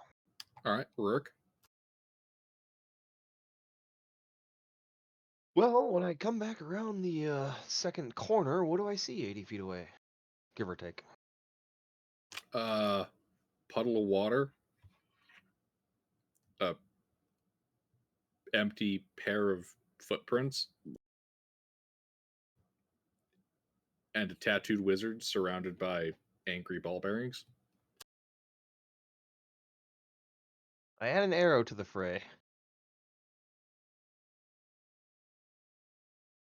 I'm guessing that required some movement on this turn. Yeah. All right. Ally within 5 feet of the angry wizard. Yeah. 22 hit. Yep.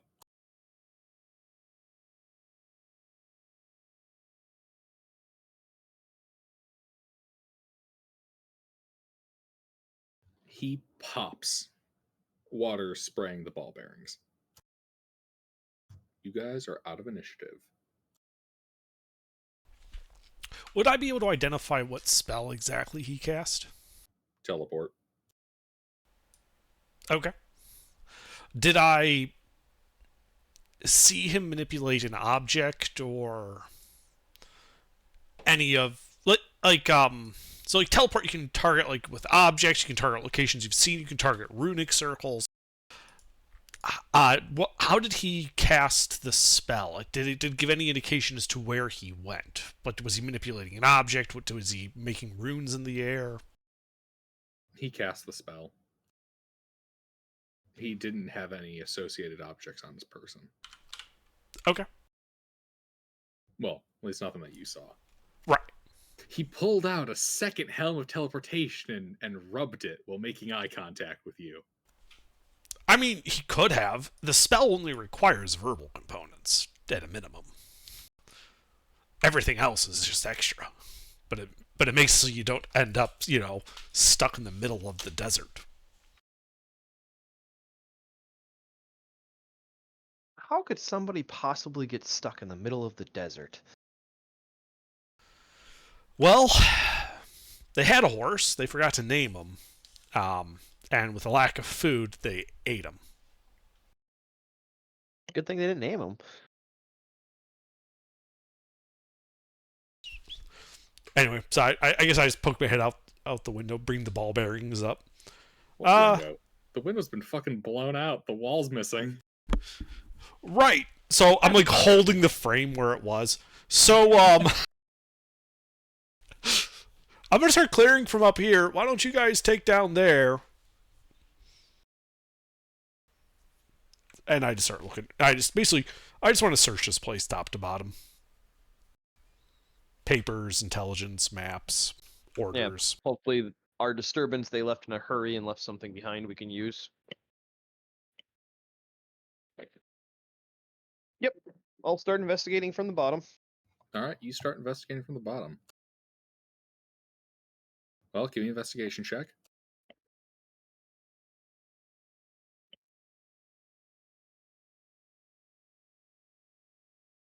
Is anybody on the ground proficient with investigation to aid me?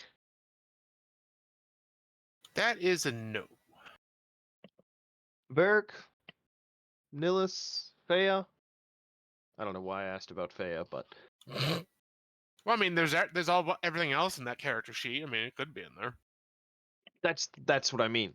There's so much going on. I doubt they took proficiency in investigation. So this is going to be really funny. Isha's proficient in investigation. She can help you. Oh, excellent. I'm proficient at turning into polar bears and large birds. Yeah, it turns out the apprentice actually have proficiencies in some skills. Did they make it up there with the rest of the party? Dude? I mean, eventually. She was running like right behind Rurik, so. Well, she would have been like across the way from me. Because neither of us had. We didn't approach up the road like you. We went out and around to avoid taking more damage.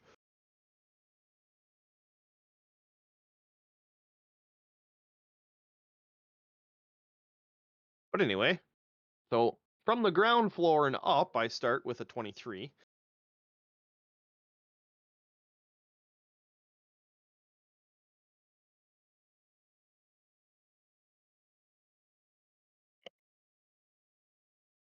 Alrighty. 1 second.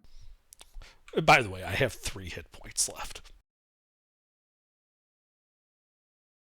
Do you want me to throw some healing potions up to you? Nah, we'll just need to stop and drink some juice boxes at some point. Haha, I am once again doubling the health pool of another teammate. I mean, I'm at 81. I only took the initial fireball.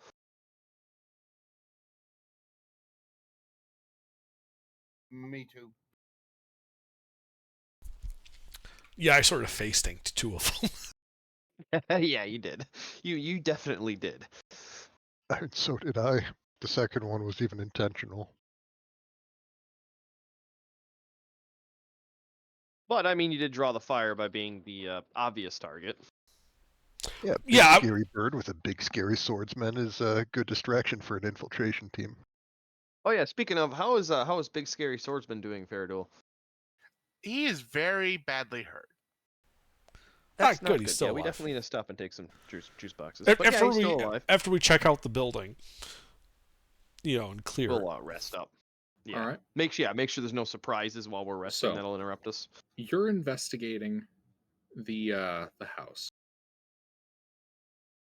and as you're doing so, you hear behind a bookshelf, Master, I know you're not feeling well. We must get going. What? They're outside. Come now, come. Who hears that? Me or Rurik? Rorik Me. hears that. Well, I poke my head back outside. Fea, I need a hand. Fairduel, come with me. Oh, I'm a coming. Let's go. And then I point at the bookshelf and say, "Could you remove that, please? There's something behind it." Of course. And I grab the bookshelf and pull. Do I need to make a strength check? No, be easy enough. You pull it away. Master, come on, they're nearly here.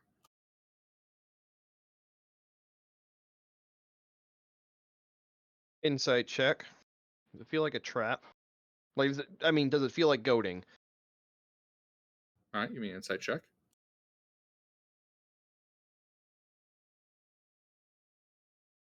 No. This sounds like a man trying desperately to get his master to hurry the fuck up. All right. Well,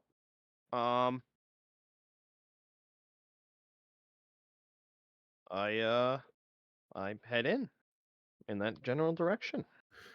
All right, you head in through the corridor. As you do so, you can hear Same.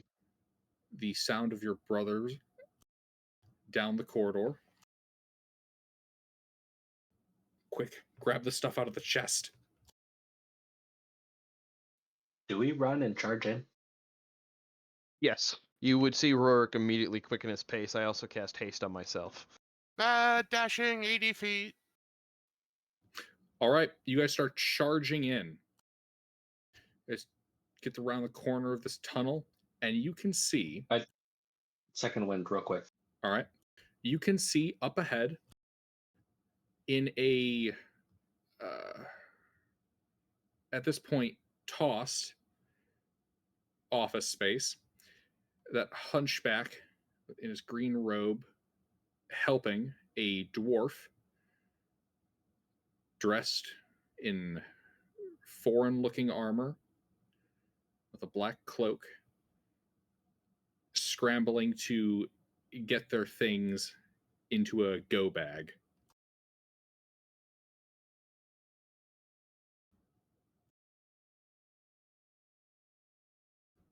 Probably a good point to roll a niche. I was gonna say, I was waiting for you to do that before I said anything, because it's like, are we not in a niche at this point? No, I just got to get Which- the blurbs done. Has Yeah, I more was than a gonna say- minute passed? I would say investigating the house, yeah. Yeah, a bit more than a minute has passed. Okay. But yeah, when I went out and yelled the Fey and Fairduel, I was not quiet intentionally. So everybody in the party would be abreast that there is something's goings ons on the first floor. So nobody would be unaware of events happening.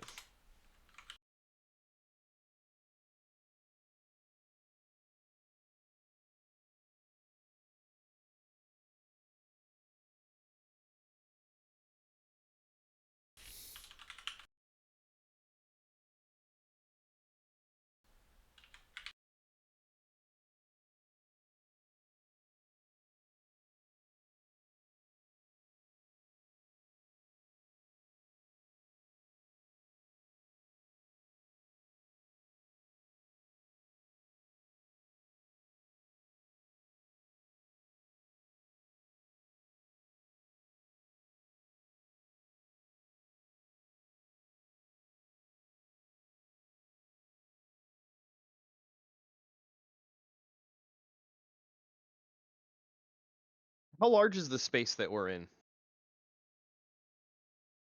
Let's see. This would be a where the fuck is it on my? Here it is. 30 by 30 chamber. 30 by Looks 30. like it's Okay. carved out of the ashen stone. This particular part you can kind of see on the ground. Looks more like Le Chatlerite. Is it similar looking to where we found the Archdruid? Like the internal structure, like how it's carved and dug? Yes. Okay. All right. Faradul. All right. Which My one's little angry boy goes first. is? He must smash. Well, first, rage again, and then we shall go at the closest person. All right. You rage and go charging in. Indeed. You can see the Hunchback and Castiel gathering their things. Who are you going for? Well, see, logic would dictate probably Castiel, but that hunchback hurt a lot of my friends and me, so he's getting the hammer. Kill the teleporter. Yeah, he's getting the hammer. All right. You're going for the Hunchback? Yes. All right. You go charging in there. You get halfway across the room, and the ground is gone beneath you. And you fall. Oh. Rourke, you can see him clip right through the map. Illusory terrain. Let's see here. So, Faradul, you begin falling into these dark, smooth Le Chatlerite tunnels. Okay. Give me a dexterity saving throw.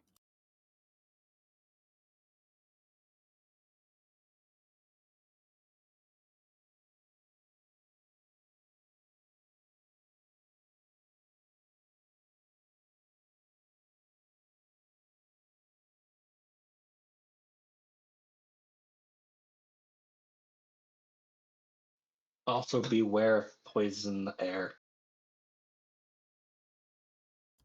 Taking 57 bludgeoning damage as you bounce and bounce down into the earth. You have fallen quite a ways. Ow.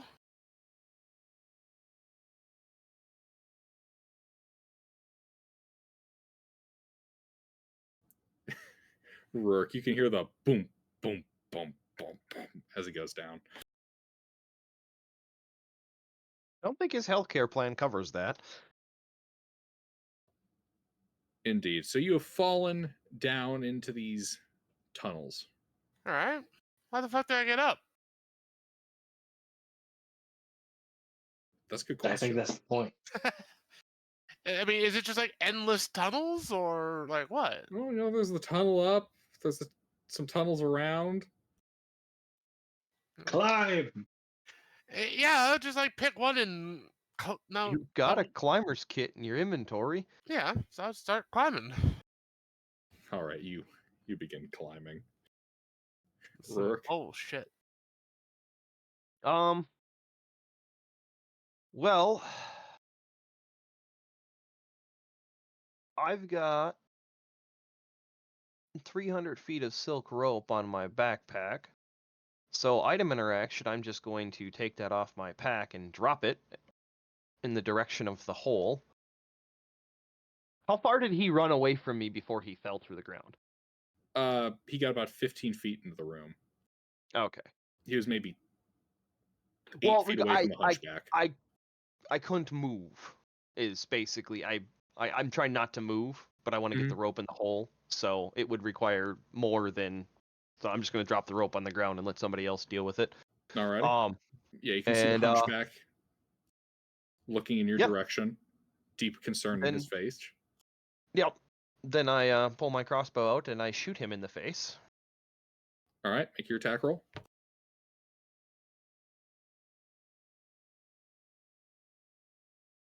Your crossbow bolt passes through his head, clanging off the wall. No injury has been dealt. They're Continues to move holograms. around. No, my time I've spent with Intervin, did that look like an illusion? Yeah. Man, I got happy I was going to hit somebody in the head, but no illusions. Yes, it looks like an illusion. Okay, then I stop. And I, hand something heavy to Fea and say, hey, don't run across the room, but throw this at Castiel and see if he's real. And that'll be end of my turn. All right. Fea? All right. I move to run and jump across, realize that the guy's an illusion, stop, pull out a spear and throw it at the other guy. The one that has not been confirmed an illusion as of yet. All right, give me an attack roll.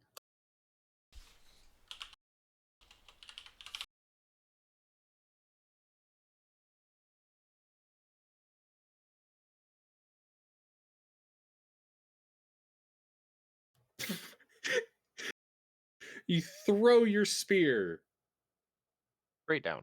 backwards. The butt end missing Rurik's head. I pick up my spear and try again.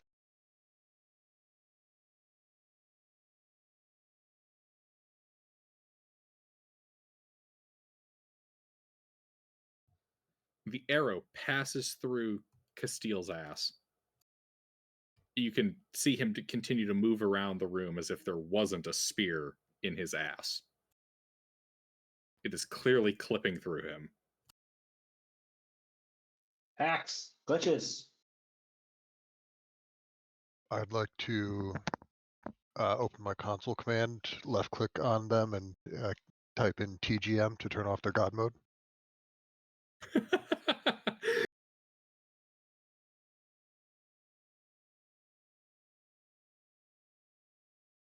Well, I think it's safe to say we're out of a niche.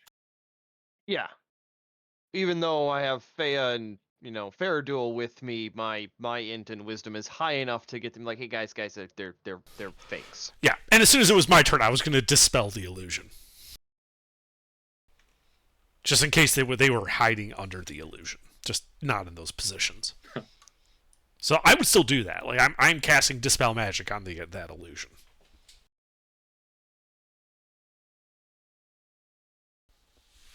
Does it reveal the hole? It does. All right. Well, I think between the champion and Fea and Faradul's climbing kit, they probably have no issue getting him back out of the hole. Surprised you didn't post that earlier. I was reminded of it when, Underdog revealed the hole.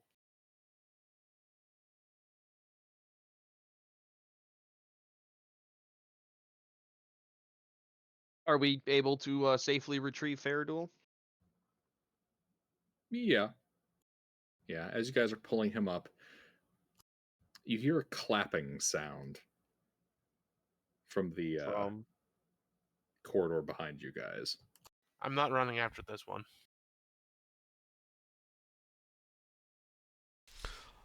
I'll look. Clap What do I sound see? like You can see the hunchback kind of poised dramatically in the foyer of the room that you guys were previously in. I cast Tasha's Hideous Laughter on him. I shoot him with No an arrow. effect. No effect. Yeah. I just walk up to him and just poke him. Indeed, your hand clips through him. No point trying to touch me. Granted, I hope you enjoyed my performance. You had me going for all of a second. I want an encore. Come back here. I continue to just poke him like the entire time. I want an encore. Well, if you wish an encore, You'll simply have to find where Master Castile is located. You'll find, though, we've been rather thorough this time. Can I go on the other Perhaps. side and start poking him with the stick and just chanting encore, encore, Yes, you encore? can. Perhaps, Rurik, you should save yourself the trouble and wander into the black wastes outside this town and die. Well, if you've worked with Castile long enough, you'd know he is not that lucky. And with that, he disappears.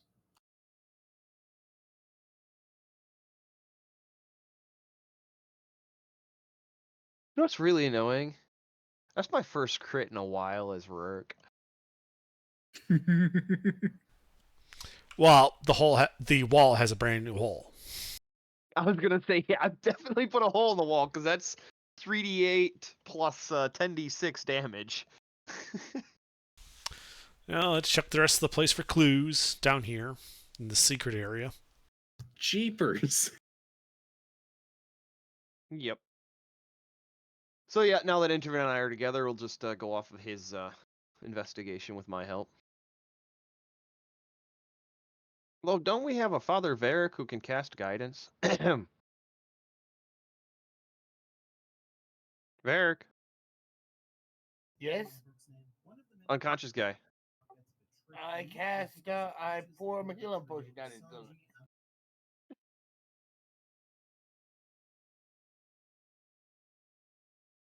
No, it just felt like saying that to see what you would do. Intervin's doing a bunch of investigating. He could use guidance to All right. juice the score. Yeah, I got Giannis. All right. Alright.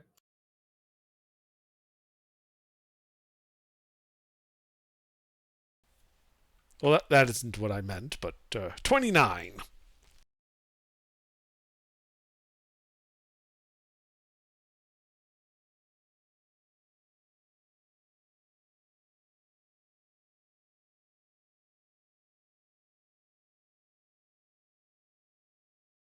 Indeed. You turn this place down top to bottom.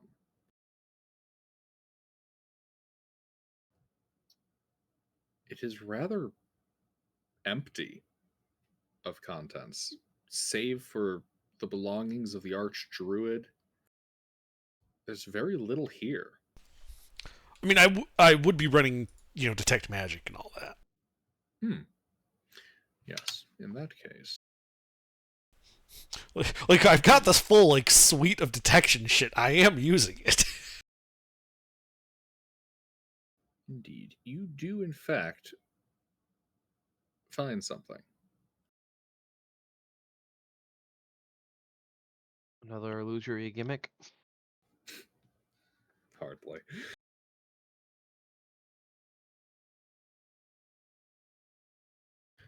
You detect on the other side of a pumice wall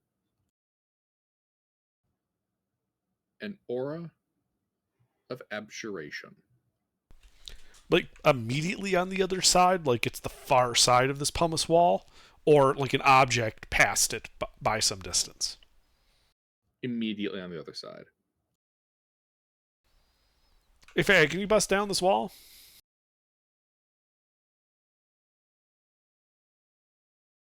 All right. Is this athletics or an attack? Athletics.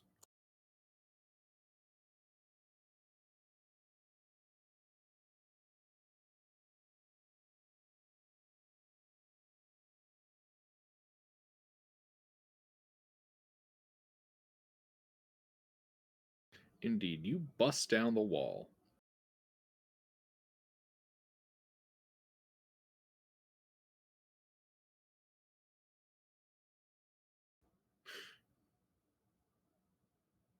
You can see inside of here a a wall of fog.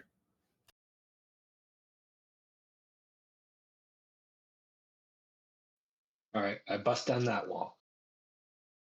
You mean you walk through it? No, No, I I'm think joking, she would but- actually take a swing at it. Fair enough. Gilbert, we've all at least seen Dark Souls. You know you can attack through fog walls.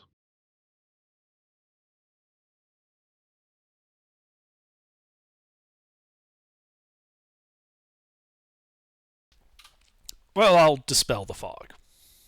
You dispel the fog, and you can see inside of here an office space.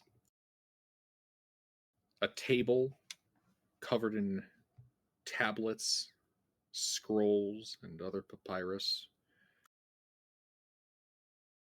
A single torch illuminating it.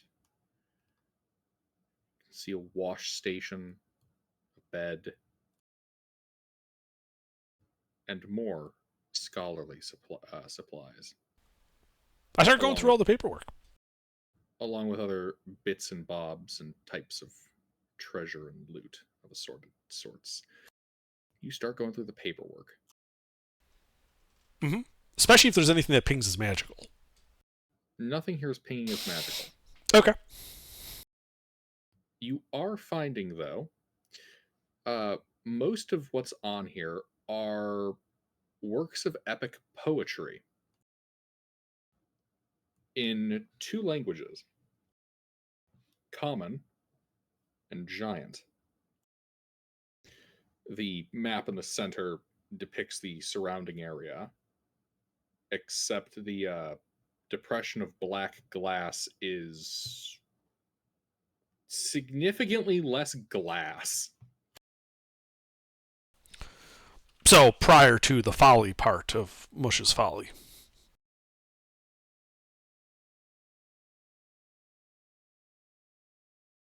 Hmm? Oh, no. Mesh's Folly is called so because the original druid that founded the enclave here, Mesh, this was seen, seen as a folly to try to reintroduce, life to this region. So this settlement didn't exist on this map. No, the settlement exists on the map. It is given a different name, though.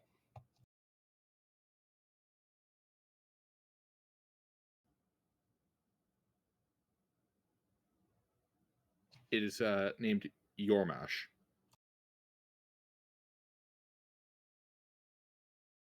Is that a giant name? Yes. What does it translate to?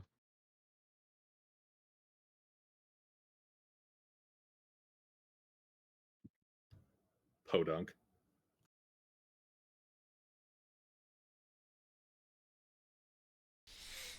Okay. Are there any other notes that have been taken on the map itself, or sticky notes attached to it, string that they've been running to different things? Yes. There are a number of sites that are marked on that map, either X'd out or circled.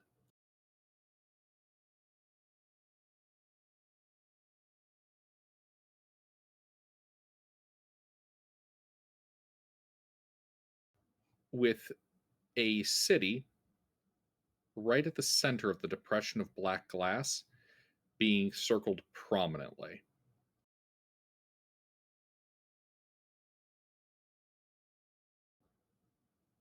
With a numerical key of, alphanumerical key of H7.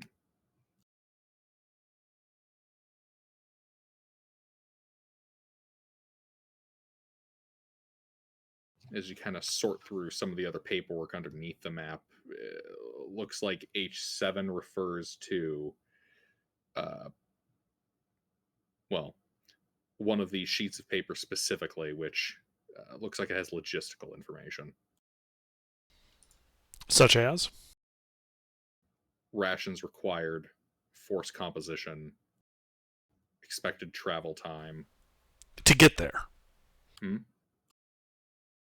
Looks like it's shorthand describing out the resource requirements of launching an expedition to that locale.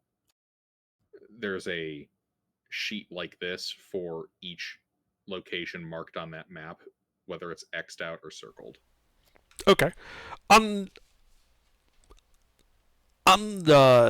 any of these papers, is there anything like an after action report or a scouting report? Yeah, you go filtering through. So there is a point of interest, about a day to the southeast, marked as extraneous, potentially useful. A second location, marked to the northwest of the depression itself on a mountain, listed as contact lost, send second team.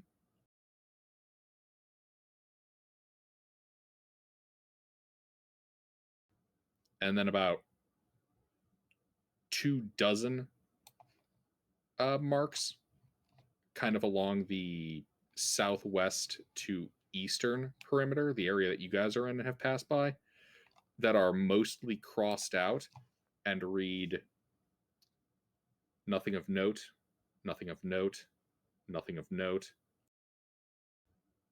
nothing of note, costly.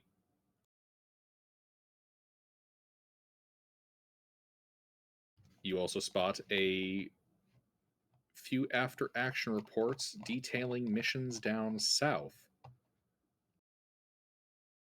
including a location near Lalesh, Shawl, and Ursargosh.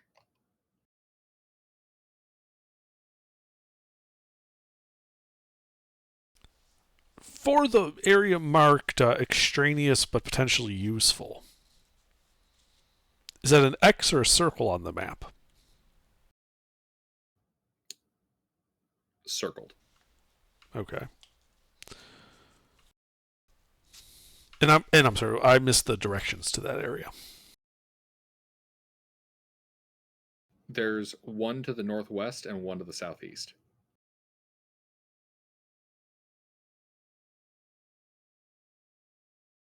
From here specifically, it's about 1, 2, 3, 4.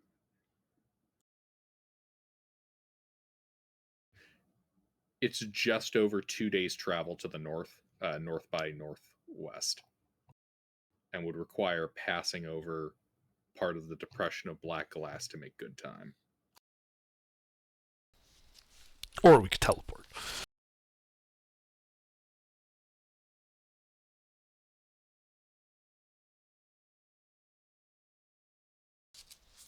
All right. Is there anything else of interest in this room?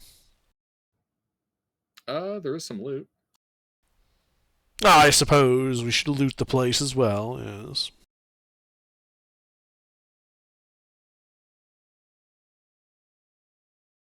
Are any of the poetic epics named an extra quest? I do Yes. take the map and the after action reports and stuff. Yes. There is extra quest 20, 14, and 6. Ooh, I almost have 1 through 7. By the way, can you send me the list of the ones that you don't have?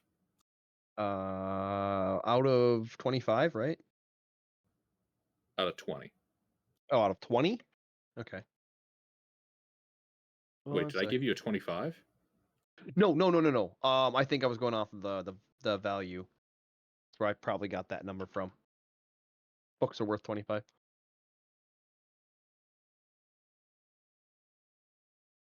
Yeah, 1 second. After I get these in there, I will. Yep. That being said, the other ones, the poetic epics, do either of you speak Giant? Yeah, I do. I comprehend languages. good point. I also do. So, the ones in common and giant.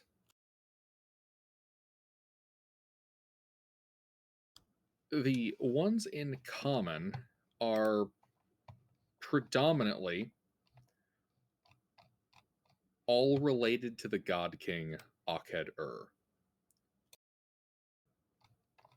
dealing with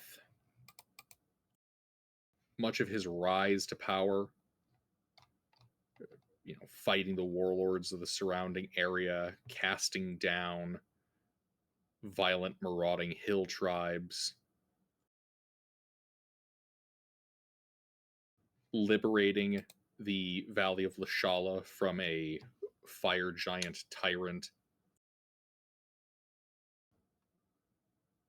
battling an ancient black dragon and its spawn over the city of was it Ermorton, and then finally his judgment of the giant kingdom to the northeast, which is simply referred to in the epics as the realm of giants. Its writing is rather prosaic. The giant poetic epics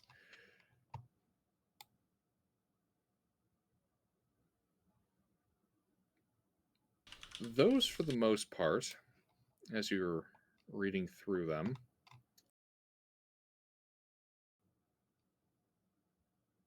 are focused on figures that even for Interven would be old and obscure.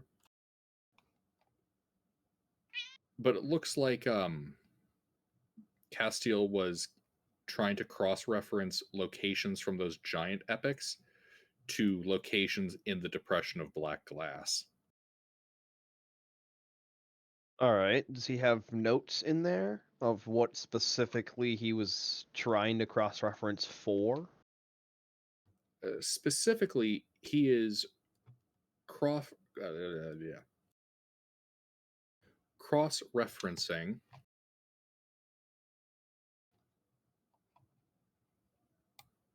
for the Lake of Sacrifice and Ascension. It is a phrase repeatedly found within the giant texts and thematically alluded to in the ones on Akhed Ur. Okay.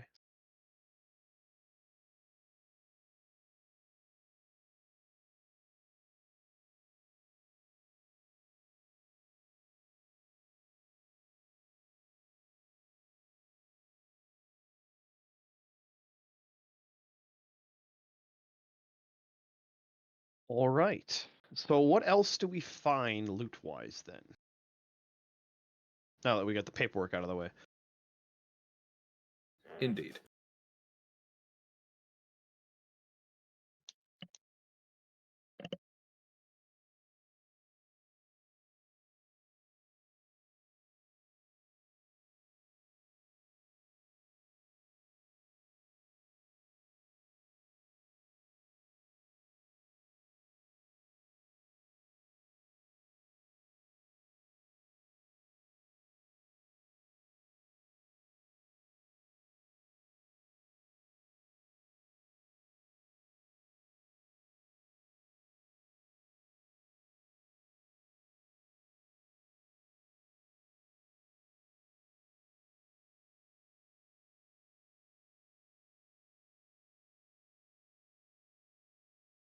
Give me a second while I collect all the loot.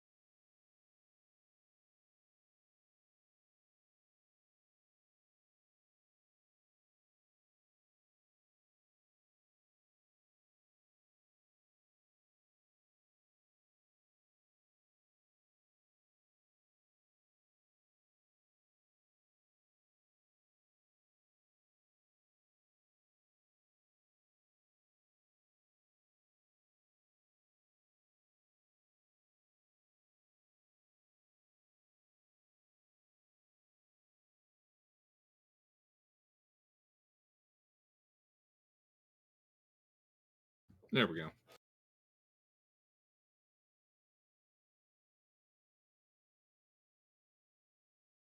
Well, we got some money back. Indeed.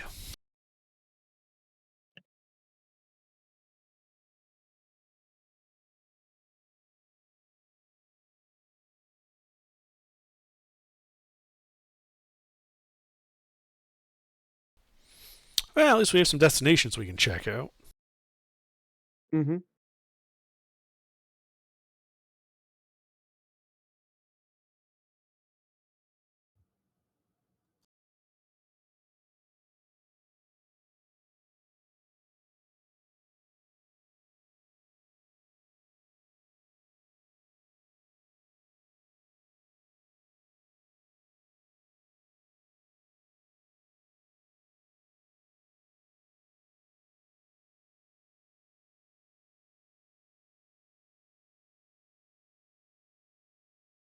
What's the gold value of the platinum mirror? Oh, right. I forgot to write that in. 1,000. Oh, scrying mirror.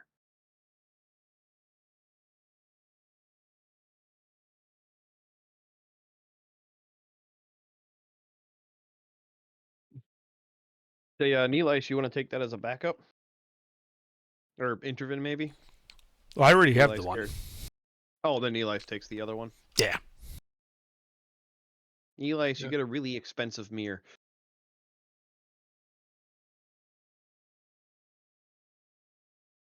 I 1,000 gold piece platinum I mirror.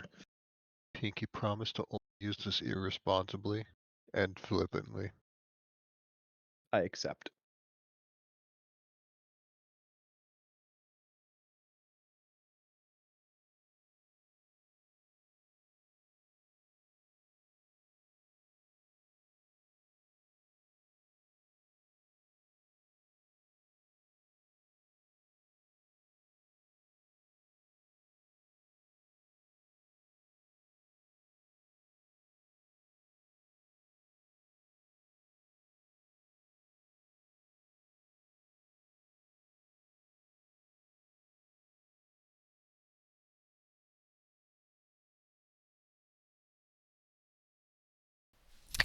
The X with the circle, that's the prominent one you were talking about?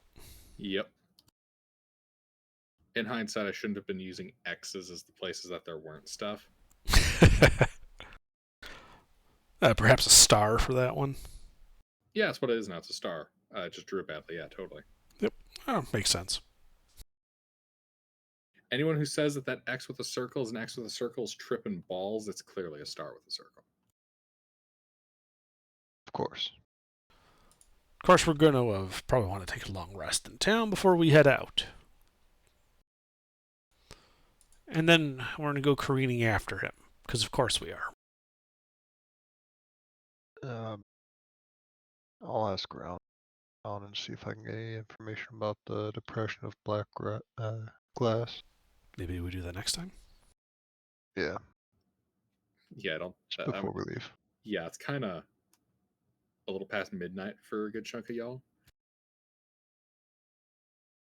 So I think A we'll little call it there. Let me get you your XP. Yay.